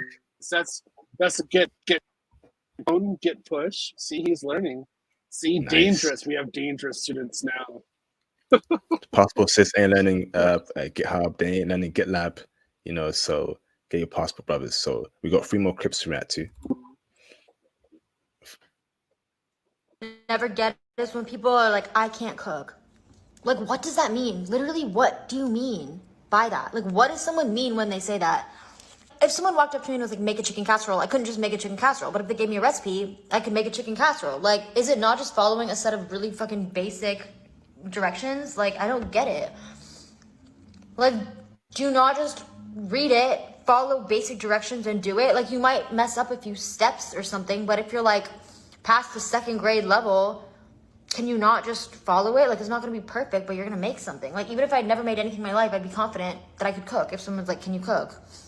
Like, what do you mean you can't cook? Like, are you too young to use the oven? Like, I just don't get it. Maybe you don't have an oven. Fair. Maybe you don't want to cook. Also fair. But it doesn't mean you can't cook. Like, you can pay someone to cook. You can buy your meals. You can eat ramen. Like, whatever floats your boat, whatever you need to do financially. But, like, to say, like, you can't cook, I just don't get it. I don't get it. That's facts. And let me go here first, right? That's facts. Whenever I meet women, even phone as well, feel right, and she told me that she can't cook, it's done. On to the next chick. Like she mentioned here, feel right. Anyone can cook. Go on the internet, print out a bunch of flipping instructions as to how to make pizza, how to make pancake, get the ingredients, look at the step-by-step instructions, and mix it together and do what you got to do. Right? What do you mean you can't cook? So when you say you can't cook, that tells me that you can't follow instructions or you're lazy. And I don't want a lazy woman around me, bruv. I don't want a lazy woman around me, bruv. So you're either lazy or you find it hard to follow instructions. So if you find it hard to follow instructions, that's also a problem too. Anyone can cook, actually. Anyone can cook. You follow a piece of paper you get from the internet. So when I hear women say that they can't cook, cooking is hard, they are lazy, bruv. They are flipping lazy. So, brother, if they're lazy in cooking, what else could they be lazy in doing? Their hygiene may be lazy, bro. Do they shave their armpits? Do they shave certain areas? Think about it, bro. And I don't want a lazy chicken around me, brother. Break it down for us, Theo. If a woman can't cook, I would just wonder why. How is she taking care of herself? And then I just look at her like she's strange. Like, why can't you cook? What's wrong with you? And I personally think that they just have very little to offer in a relationship and in their own life. And that's why they're talking about this, because they would rather order out or use money in order to attain something, in order to attain a goal instead of their own skill set. Again, I make a lot of money. Today I cooked twice. I've cooked twice every single day for how many years? I always cook all of my food. I don't understand what it is to not cook your food. When I was in Japan, I didn't have carry out even one time. There was no deliveries for food for us. We either went to a restaurant or we cooked at home. Usually I was the one who cooked. I don't understand why it is that they have this issue. What I think they have just very little to give. If she's in love with you, she should be like, hey, while we're talking and while we're preparing to doing something, let me cook you a meal or let me do something for you. It should be normal. Why is she having this issue of cooking? Again, this is why when Western women talk this, it's only Western women who are doing this. When Western women talk this way, I look at them in a very perplexed manner. I'm just like, what's your problem? Like, why can't you cook? Like, this is a normal thing. Why do you find it to be an issue to cook? I don't get it. The other point too is laundry. It's pretty easy to do laundry. Why is laundry an issue? In my HOA, another little story, little tangent. I walk around my HOA all the time, and when tomorrow's trash day, so of course my trash is already out there. Sometimes I'll go to my neighbor's house and they have their trash outside, right, in the canisters. I just bring it to the side of the road and I bring out my own as well. And then when the trash comes, I get my own canisters. I bring them back to the house and I bring back my neighbors. And there's a family here and they'll allow the trash canisters to stay out the side of the road for 2 or 3 days. And it's obvious that the husband and the wife are arguing over who should bring the trash canister back. So while I'm walking and doing loops around the HOA, sometimes I'll just go to their house and just bring the trash canister back. Well, I'm like, why do you have this issue? It's a trash canister. You're supposed to bring it back to the house. It's not a big thing. It's something you do in a Western society. Do you really have a problem with this? I don't get it. I don't see what this issue is. When it's usually though the women who are going around and saying you do this and you do that, and like this is a form of power. This means you don't want to do anything. You're just being lazy. You should be out doing things. What's your issue? Facts, absolute facts, bro. Without a single doubt. So learn how to cook, ladies. Learn how to cook. Cook now. Or proper flipping book and learn how to cook. It's not hard. Lazy, absolute lazy. That's what I gotta say, bro. Just want to watch Netflix all day. Want to be on watch Hulu all day. You know, go shopping all day. You know, live that boss babe lifestyle all day. Learn some basic life skills, man. You won't be young forever. Flipping heck, bruv. So let me go. You know what I'm thinking about doing for these podcasts? I think I said it to you last time. I have cookbooks downstairs. I could definitely cook. I'm thinking about doing is every Monday when we start, you sing your song, and I'm going to show a dish that I actually prepared. I'll actually just show it. Here you go. And I'll be like, it's pretty easy to cook. It's simple. I have no problems cooking. And I would do it just to show people just how easy it is. And again, I just look at Western women like there's something wrong with them. Like, what's your issue? Like, again, it's like, you were in Japan, right? They separate the trash, recyclable and like burnable, non-burnable, recyclable. There's 3 separate piles for this. They think if you can't do this, that you're an educated barbarian. Right? It's like, what's your problem? The same thing with cooking. Like, what's your problem? What's wrong with you? Like, again, I look at the trash. Like, you put an aluminum can into the burnable area. Are you crazy? Like, what's wrong with you? Like, that's not what you do. And then the same way, you can't cook basic food. You can't bake bread from scratch. I don't need a recipe to bake bread. I can do it from scratch. I know how to do it. I've got the ingredients downstairs. It's pretty easy. Some flour, water, yeast, some additional things to flavor it up. Those are your basics. It's not hard to do. Facts. Shout out to Theo there. Shout out to Mr. Jeremy Sears for the $10 super chat. Appreciate you, bro. IP, I was watching another Passport Kings channel. He and his friend, both Americans, witnessed English women in a foreign country. The brothers were visiting. He said they were obnoxious and rude. I keep telling y'all, brothers, man, these English chicks, stay away from them. They are not wifey in any shape or form. Do not wife up an English chick. Don't do it. No. Don't even date them. They're scary. Like, no. And I look at it, okay, again, I'm American, right? So I like English accents. So it's, this it kind of, to you, that must be like kind of a stupid statement because it's just your normal accent. But I like English accent. I like when English women talk with their accent, it turns me on in the beginning until I hear what they have to say. And then I'm like, why? I'm like running away. Like, no, this is so horrible. But for the most part, I like proper women's accent, not like a Manchester one. But nah, flip no. Yeah, right. Yeah, but like a British, like a London accent, a proper London accent is really good. That again, what she's saying, the things she's talking about, I'm like, just stop. It's I speak in American. I can't understand English anymore. I'm sorry.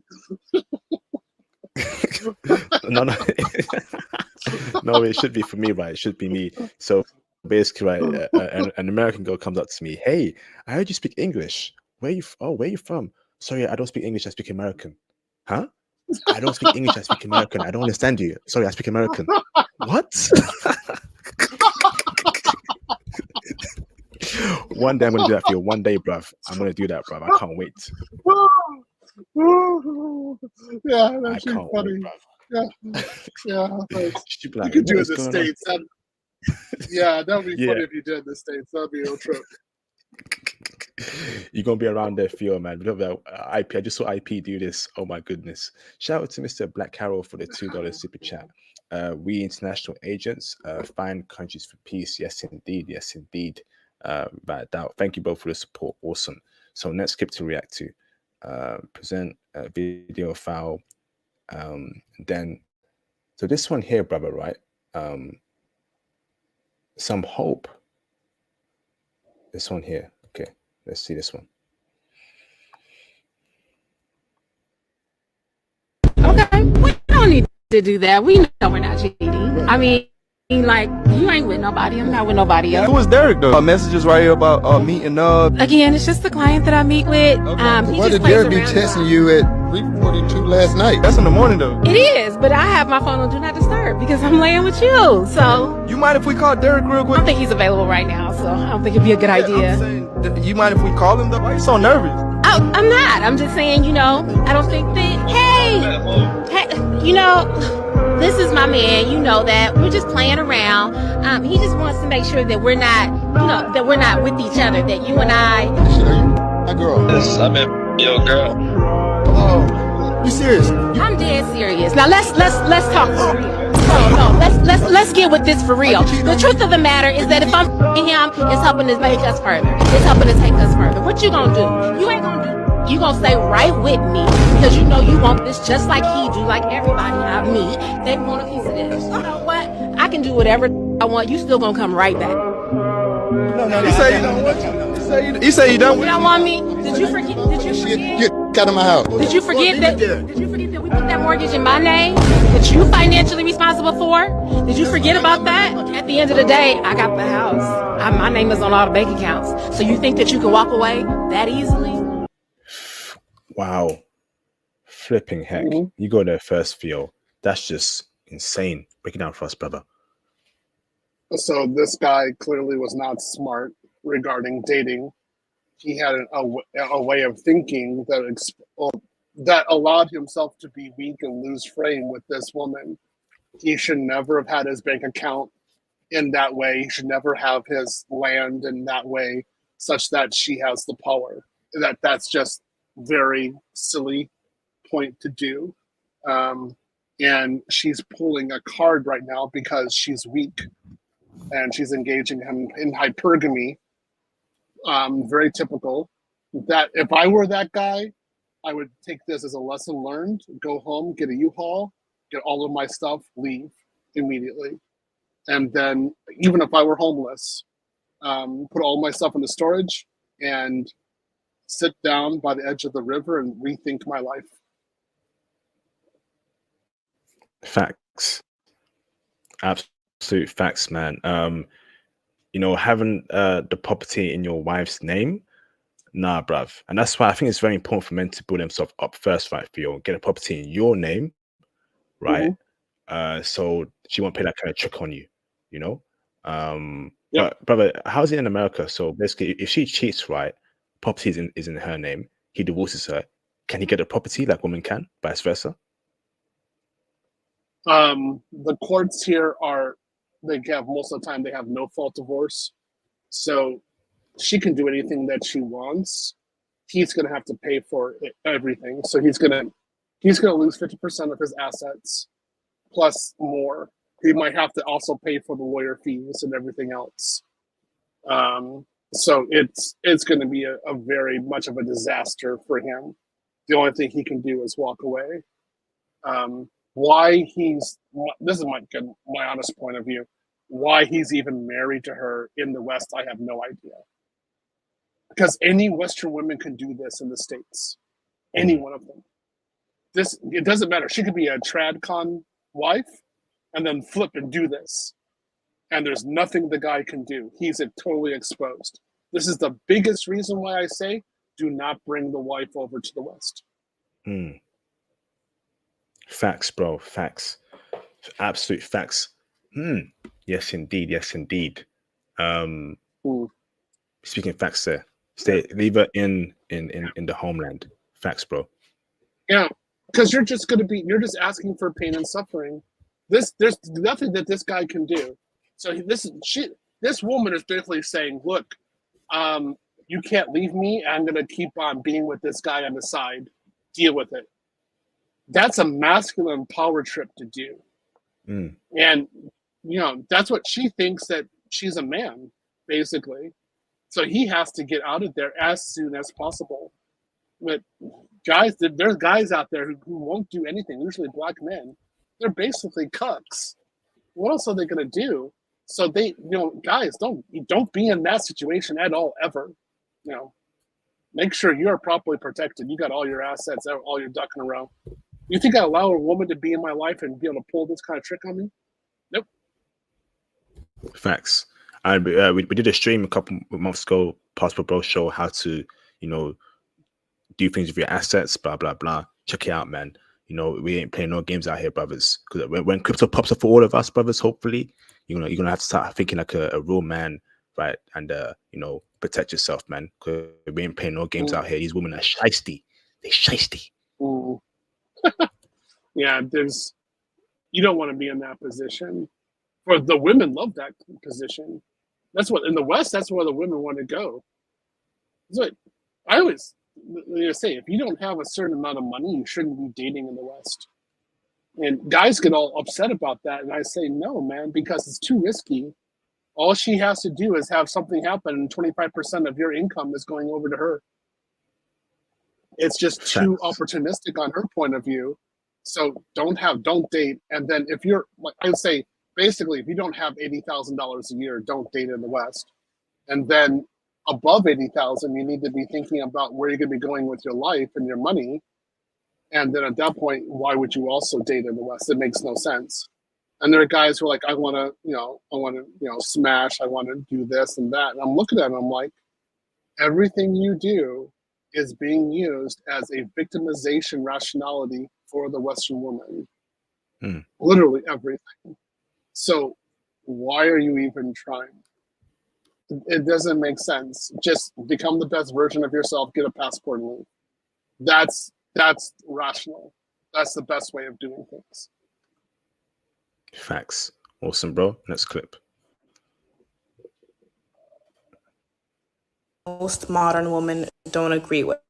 In no particular order, number 1, submitting to him. I don't look at me and my husband as equals. He is my head, he is my leader, and I respect and treat him as such. And there's nothing oppressive about it. This man treats me like a princess, and I love it, every single minute of it. When you have a man who you know truly has your best interest at heart, it truly makes submitting come easy. Not always easy, but definitely worthwhile. Number 2, I ask him for permission on certain things before I do it. Let's say a group of my girls and I want to go out to a place that we've never been before. I'm not going to just go. I'm going to ask my husband if he's okay with me going before I make any type of plans. And that's out of respect, because if he's not okay with where we're going, or if he's not sure about the location, then I'm not going to go. I also wash his clothes, I clean up after him, I cook for him, I serve him his plate, and I take it back when he's done. I cater to him. I literally cater to him because he's the king and he should be treated as such.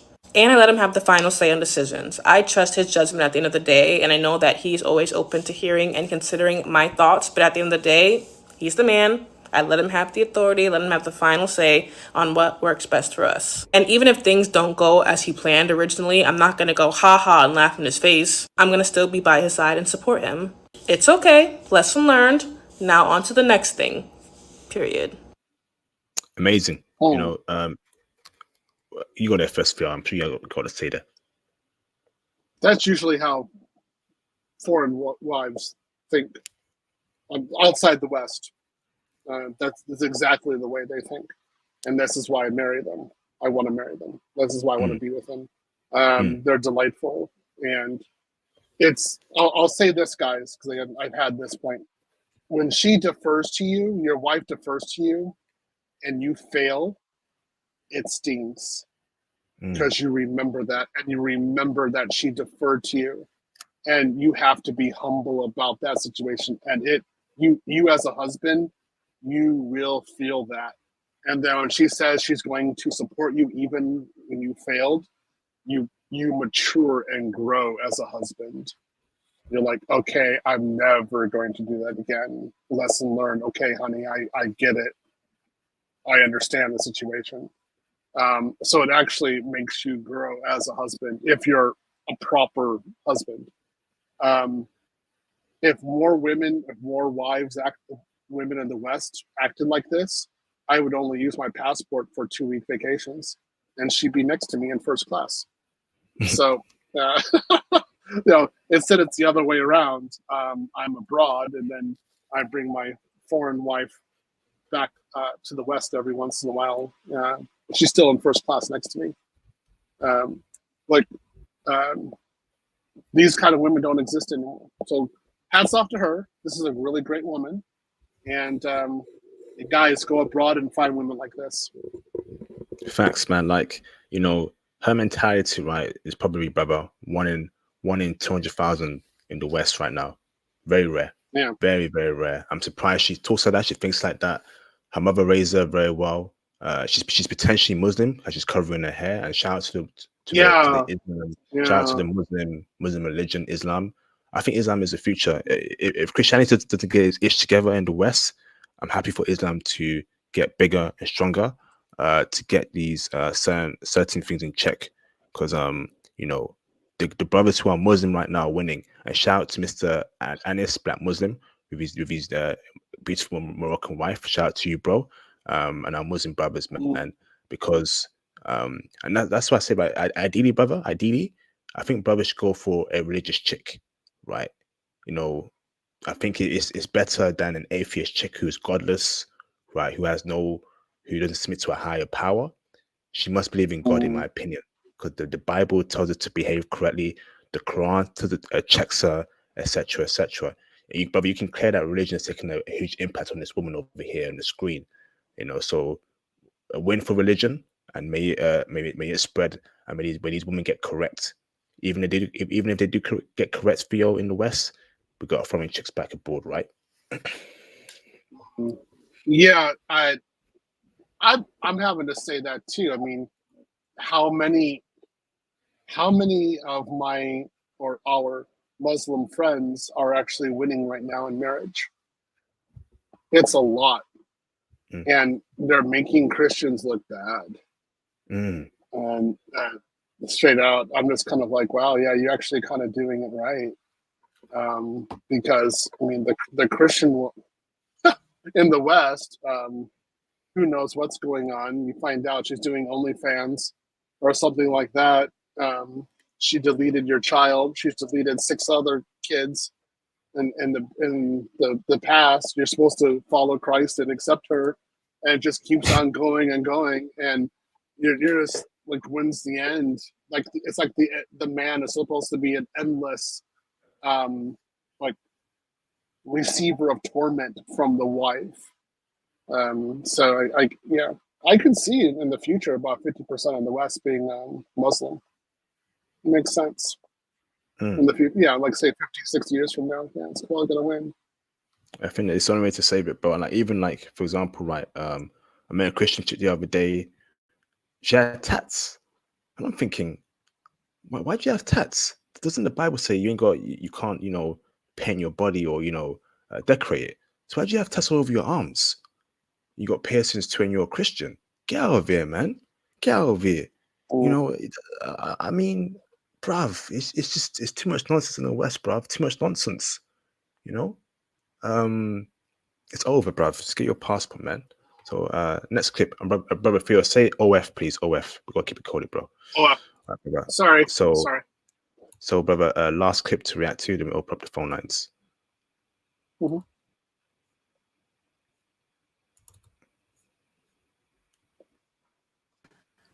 Take me out to dinner. He says, cool, get dressed. And then she's on the phone with a friend later talking about, girl, I can't believe he took me to TGI Fridays.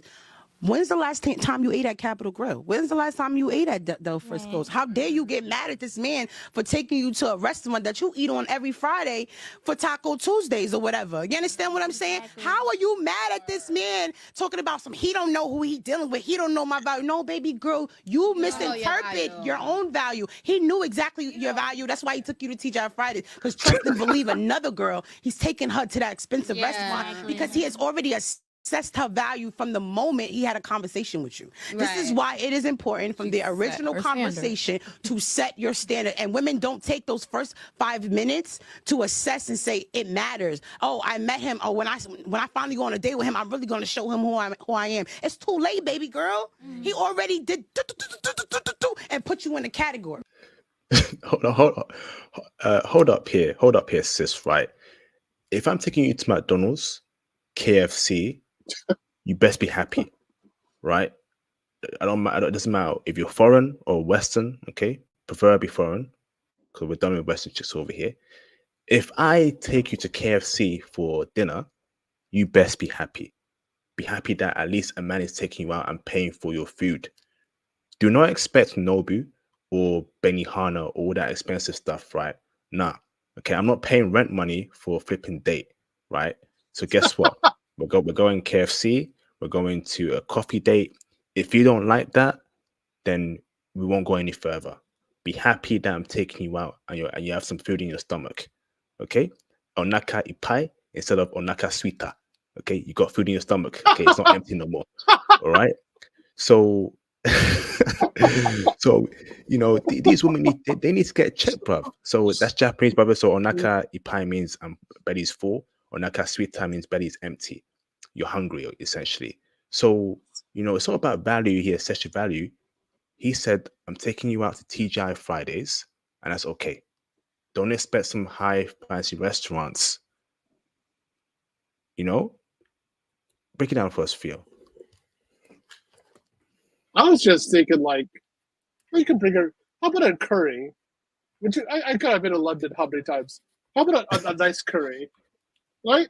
Could you do 20 pounds, for each person for a curry for the situation?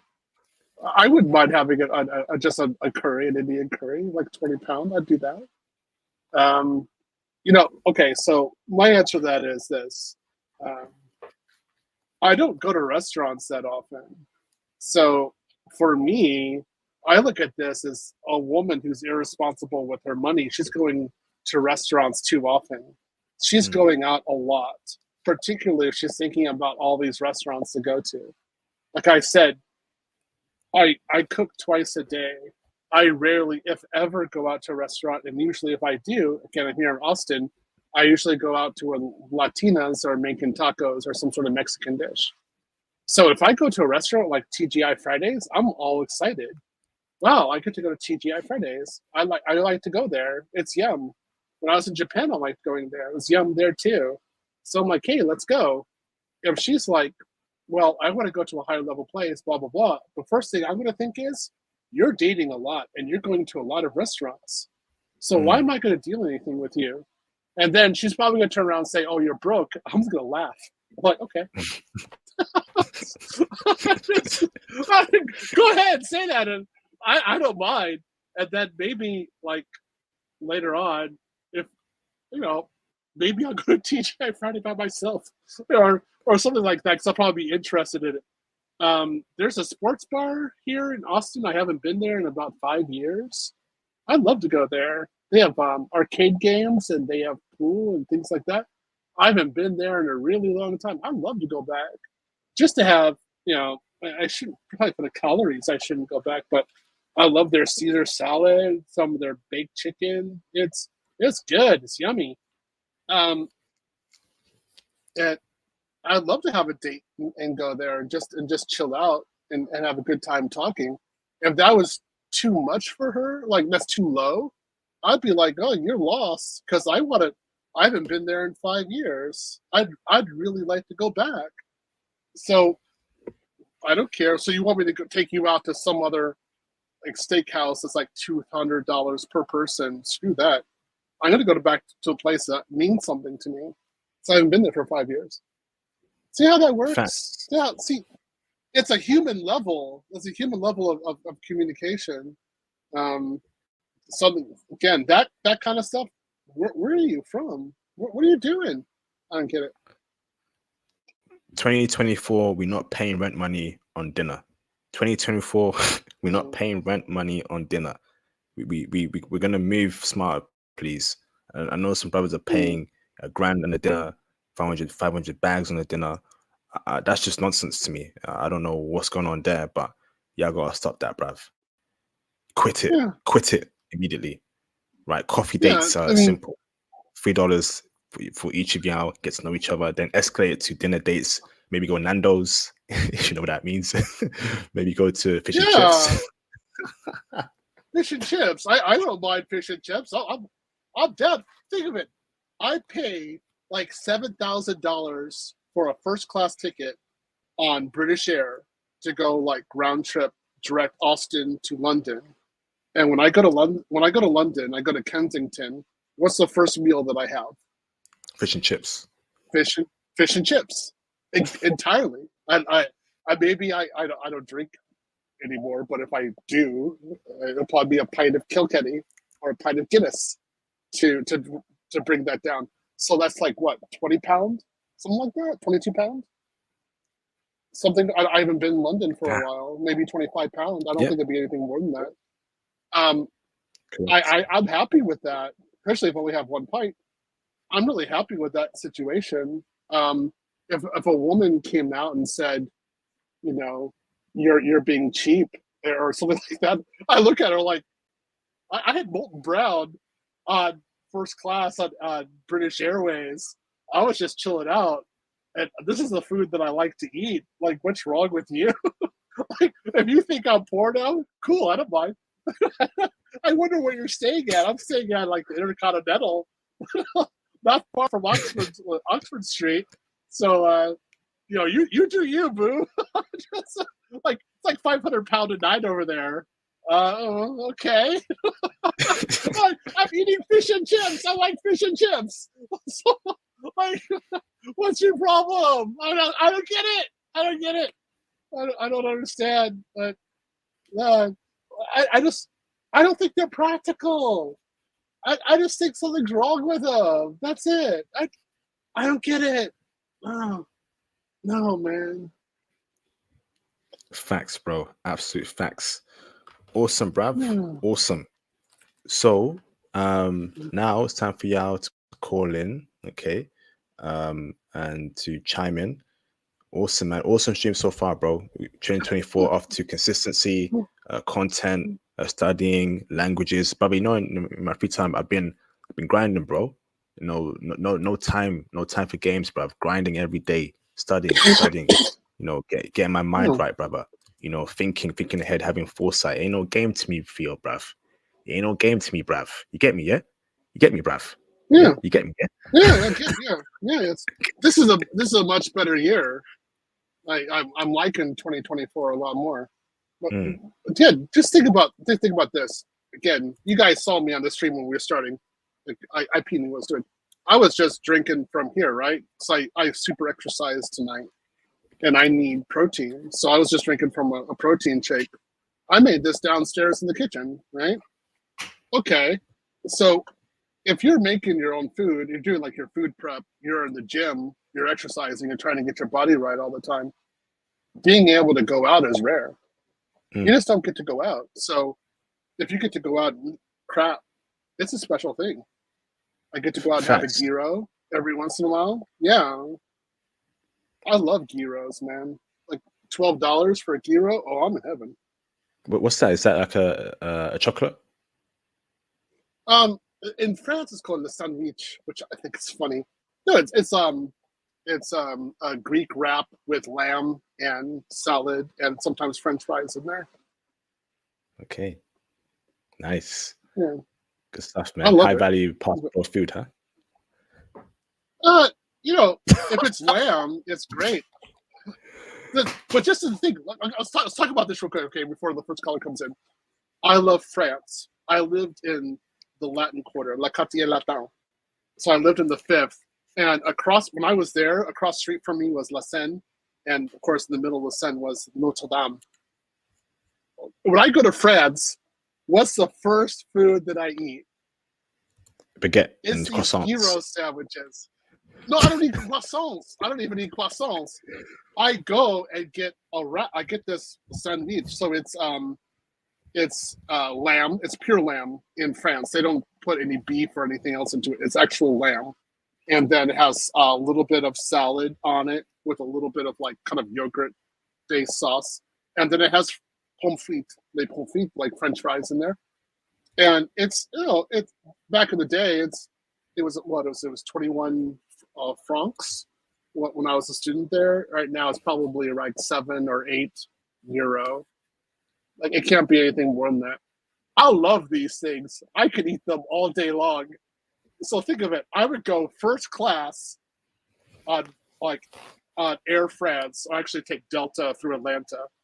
And let's take $4,000, $5,000 ticket at least. Go to Paris, go to Charles de Gaulle, take the RER direct to the 5th to Le Quartier Latin. Go into a hotel there. That's going to be at least 400 euro per night. The first food I eat is going to be like this street food, and I love it. And I'm going to eat one of those every single day. And then I'm going to have crepes on the street as well with Nutella and bananas. And then maybe if I'm really hungry, I'll have like a Greek platter, something like that. Some Greek food. I usually eat Greek and Turkish food when I'm in France. My breakfast in the morning, that's going to be the hotel food. So it's going to be bread, a baguette with some pate and some jam, something like that, and some sausage and some fromage, some cheese. That's about it. And then I'm going to have a lot of pain au raisin. I love pain au raisin. I'm crazy about that stuff. So I'll probably gain some weight over that. I don't care because I love pain au raisin in France. And then le pain viennois, I think it's called that. It's the French Vienna chocolate bread. It is the bomb. I love eating it there. I'm like, all this stuff, right? It's really cheap. It's like street food.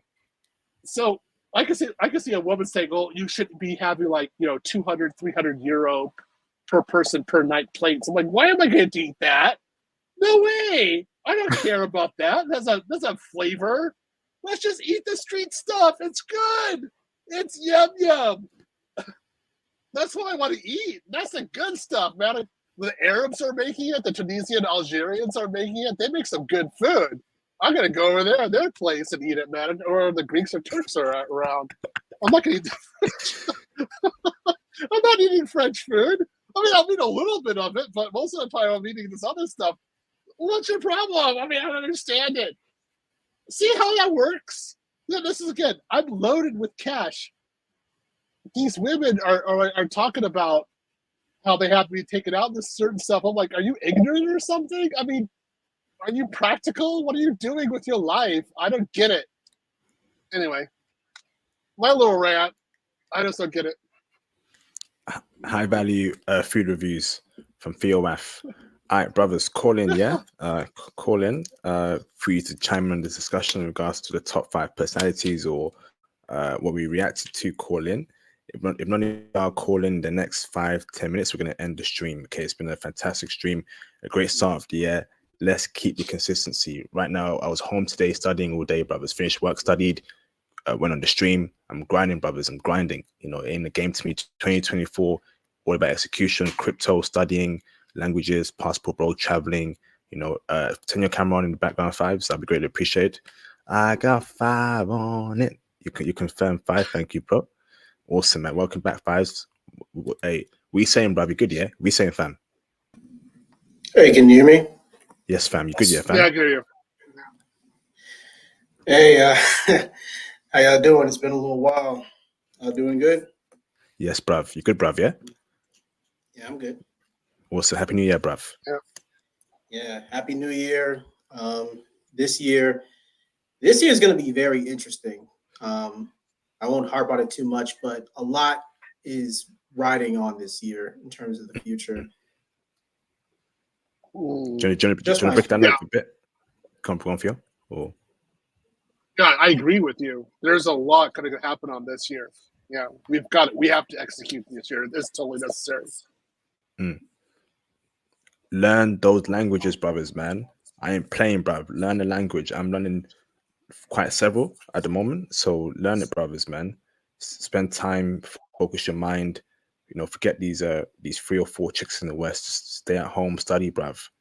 Right? Foresight. So, Mr. Fives, man, we saying, bruv. We gotta say, bruv. Break it down for us, bruv. All right. So on topic of the stream, the top 5 personality traits that Passport Bros must have.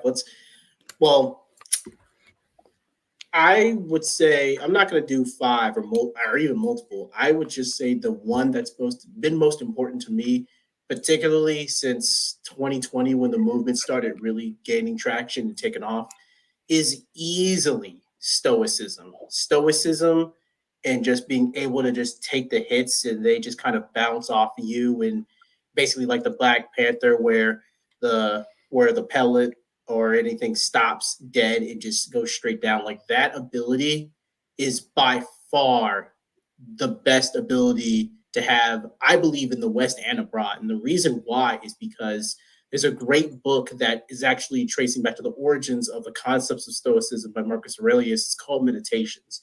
What that book basically does is break down that, hey, a lot of things is going to go left in your life.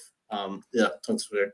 But a lot of things are going to go left, and basically, like the basic concept goes, it's how you react to it. You have to basically say, okay, this happened.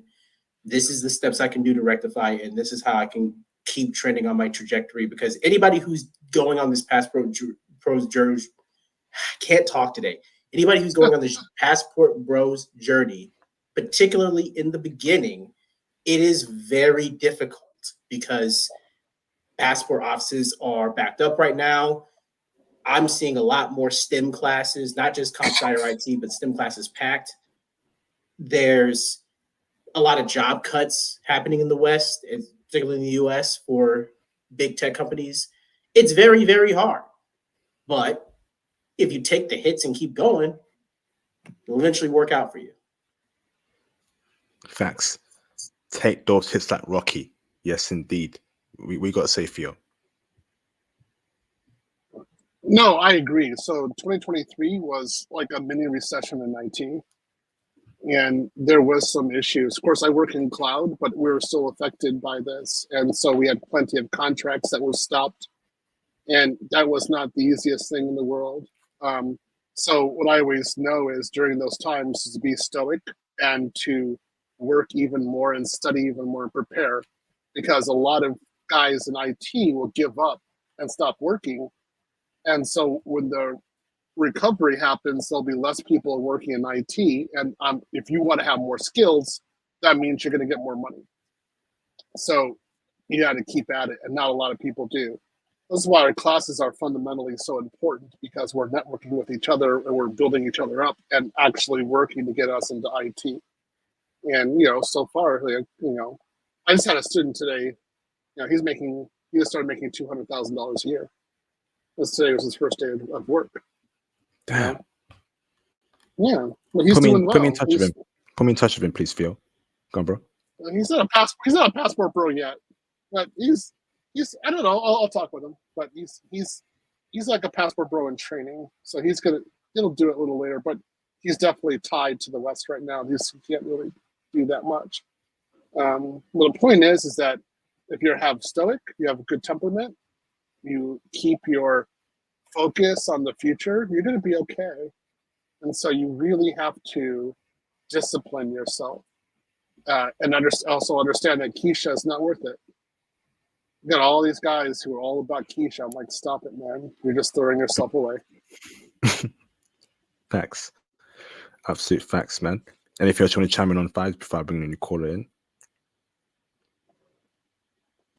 Wait, you're saying turn my camera off or on? No, sorry. Anything else you want to chime in on before I bring a new caller in? Oh, yeah, right. So I wanted to just go to the other side of the discussion when applying stoicism overseas, right? So just a tiny story, but when I was in Japan, there was a guy who lost, I think, either his wallet or his phone. He lost something, right? And he checks me, right? He bumps into me. He's like patting me down and stuff like that, right?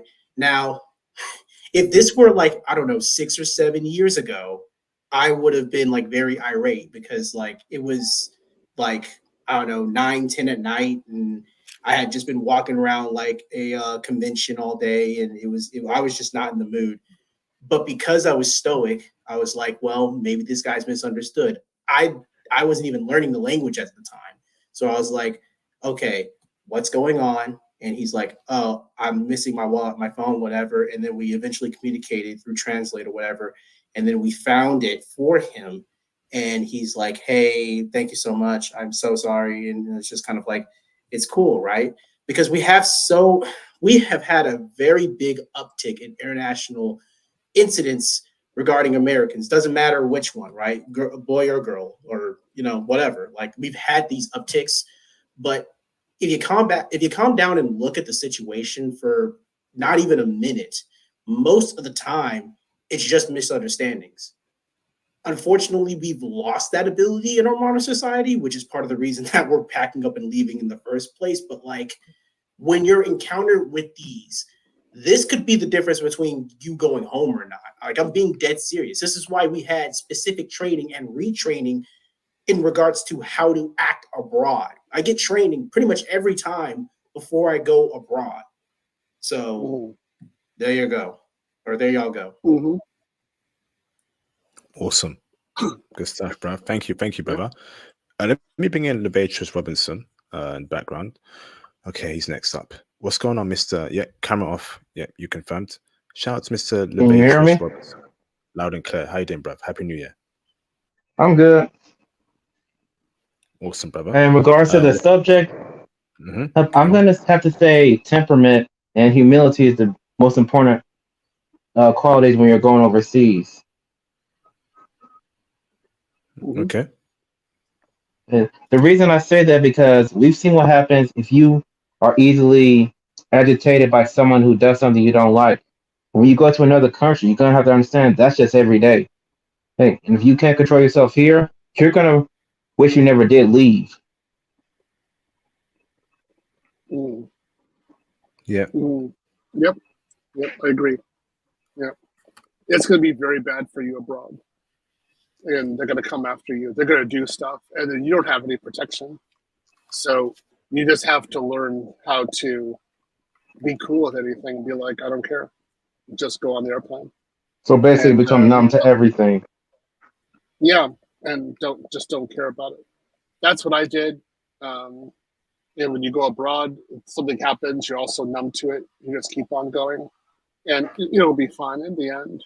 That's why, like, you get these people who are like these foreigners who are angry and they're like, you can't do that to me. I got the American embassy. And like, I'm an American, I'm an American, bro. I'm an American, bro. You can't touch me, bro. You can't touch me, bro.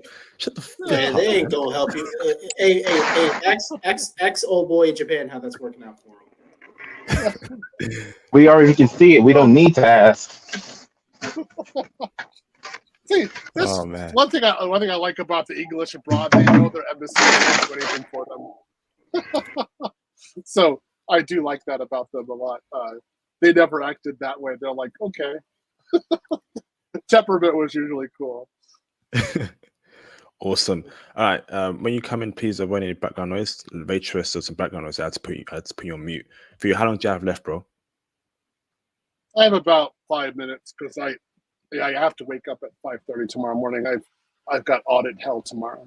So okay, fair enough, brother. Let me bring in Mr. Passport Bros Finest in the building and bring him in right now. What's going on, Passport Bros Finest, brother? Happy New Year.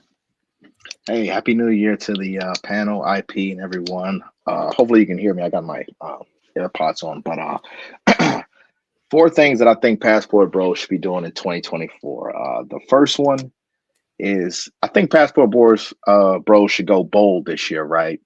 No more thinking about going overseas. But in terms of personality, the stream topic, personalities, brother. We gotta keep on topic. Oh, personality. Wait, yeah, personalities. I was saying you gotta have a bold personality. Is that on topic or Oh, sorry. Yeah, Karen, bro. Sorry, I think you meant that physically. Go on, bro. Sorry. Oh, okay, okay. Yeah, like, you gotta have a bold personality. Like if you wanna do this passport bro thing and you want to go overseas, then you gotta actually go for it, and no more talking about it, no more dreaming about it, no more watching people buy tickets. You gotta go bold, Facts. Yeah, facts, and that's a good thing, and if we're staying on topic of personality, brothers gotta stay away from the women back in the West. Primary reason because, man, we watched Jonathan Major, we watched all these guys get caught up in stuff and lose a lot of money. So definitely want to stay away from that. And the last thing I'll say is brothers gotta have some standards, man. Brothers going overseas and picking 4s and 5s. I mean, what's the point? You gotta go higher and pick some 7s and 8s and get some more attractive women if that's the goal. I agree with that, brother. I definitely agree. Thank you, bro. Mr. I am Jules. Can you turn your camera on in the background, please? So you know a troll. He'll be our last caller. We've got to let Theo drop. Let me bring it. Yep, confirmed. Turn the camera off. Nice woman in the pic there. Got a good taste. I like what I see. That's your girl, bro? Yeah, this is my wife. Yeah, it's my wife. Good for amazing, you, bro. Okay, you did. You see, yeah, I like that. You've done well. Yeah. Are you in the Philippines? Good, I'm guessing she's Filipina. Yeah, she's Filipina. Yeah, you actually interviewed me a couple of months ago about Cebu, Philippines, and we talked. Oh, Flip. Oh, man. Yes, now yeah, bro. You sound different, bro. How you doing, bro? You good? Yeah, man, I'm good. Man, maybe it's because the AirPods and I sound different right now, but yeah, man, I'm doing good. We'll say we're actually heading back over in 2 weeks, and this time we're going to stop in Tokyo. Awesome, man. Awesome, bro. Good to hear from you again, man. Passport, bro. But yes, I remember you very, very clearly, bro. That was a classic stream, brother. Let's touch base, brother, privately. Hope you're doing well, brother, and happy New Year, brother, to you and your wife. Definitely. Let me bring in Mr. I am Jules. What's going on, I am Jules? How you doing, bro? I'm good, Mr. Passport and the panel. Theo, greetings. Fives, greetings. I want to say you guys did a great job of breaking down the type of mentality a man should have when he's overseas. You have to sit back, observe, learn how to react. I mean, I think it's the only thing I would ask is, if you could go into a little more how you should appear, like clothing. What you shouldn't probably wear the Apple Watch, probably shouldn't have the iPhone, that type of stuff. That's more higher end, but like trying to fit in a little bit but stand out a little bit. I can answer that was kind of a one. question, but not really, because I have my own So thoughts. I'll Continue. I'll answer this one. So if you're in a developed country, it doesn't matter. Like, you just dress like the locals. You can have all the gadgets you want. Nobody's going to do anything to you. What I always say is, if you're in what's called a developing country, so like a little less, then be careful, and you don't need to have those trinkets with you when you're out. For example, like it depends. Like when I'm in Brazil, I'm in usually a pretty good area, so I have anything I want. I don't care. I walk by myself at 2 o'clock in the morning. I don't care. But I know that there are plenty of areas where I should not be doing that. So I stay in areas that are protected. If you're not going to do that, you're going to be a little bit more with the natives. That means you need to dress like the natives and you need to be like them.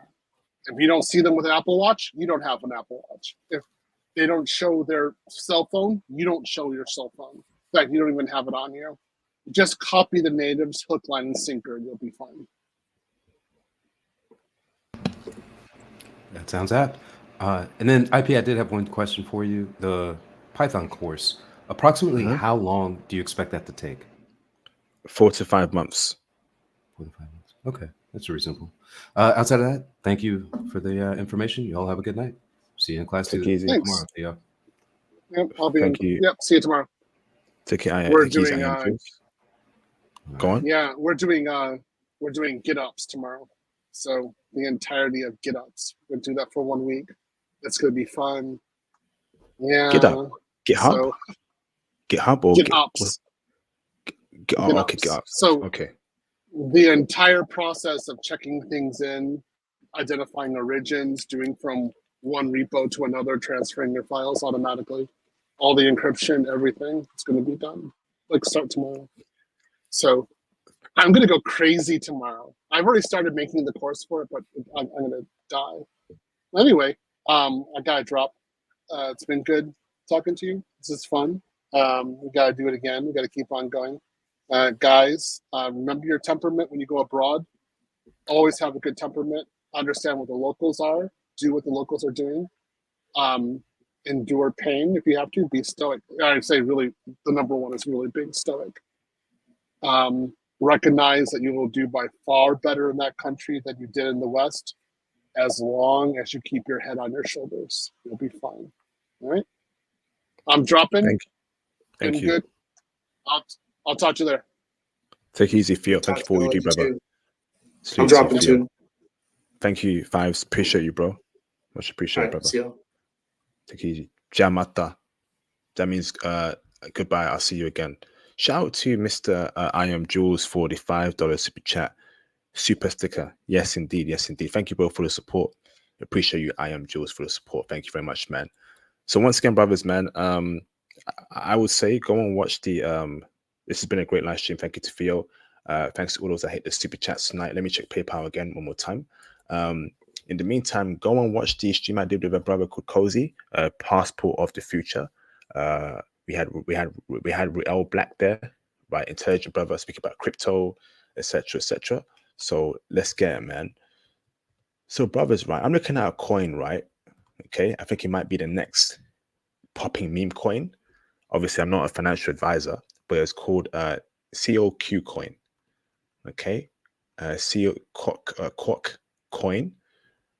Check it out. That might be the next Dogecoin, Shiba Inu coin.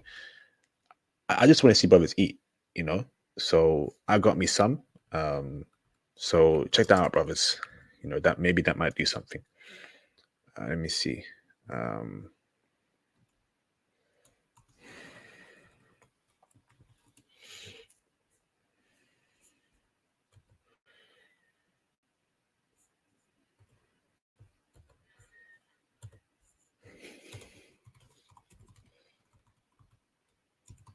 Okay. Do that.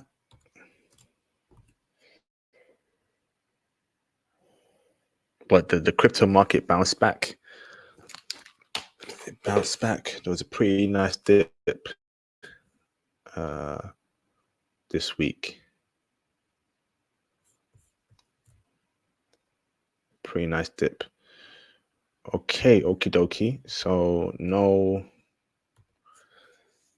what's it called? Okay. No PayPal donations today. Oh, cool. Okay. Thank y'all. Thank you guys for the support. Much appreciated. The super chats. That's it. COQ. COQ. Yep. COQ. Look into that. Look into that. So someone's typing in Japanese. Nihon no ni dei mashita ka? Do I know Japanese? So I can't read kanji. No dollars. I'm not a kanji person. I know, but not, that's Nihon, right? Nihon ni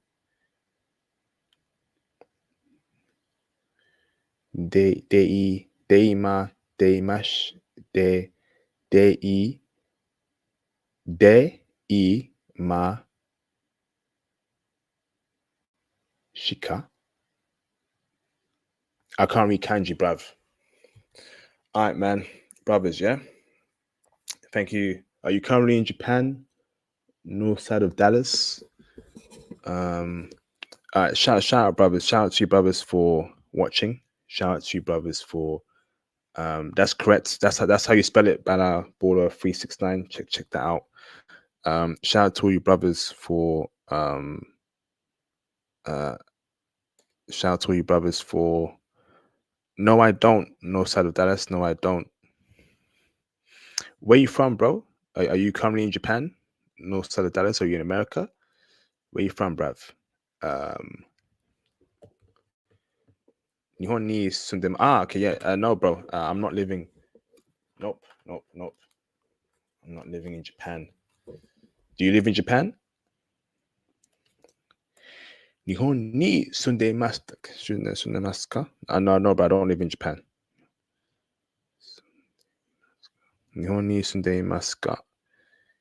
Nihon ni sundemasu ka? Ore wa ima wa Earth desu. I live on Earth. Awesome, bro.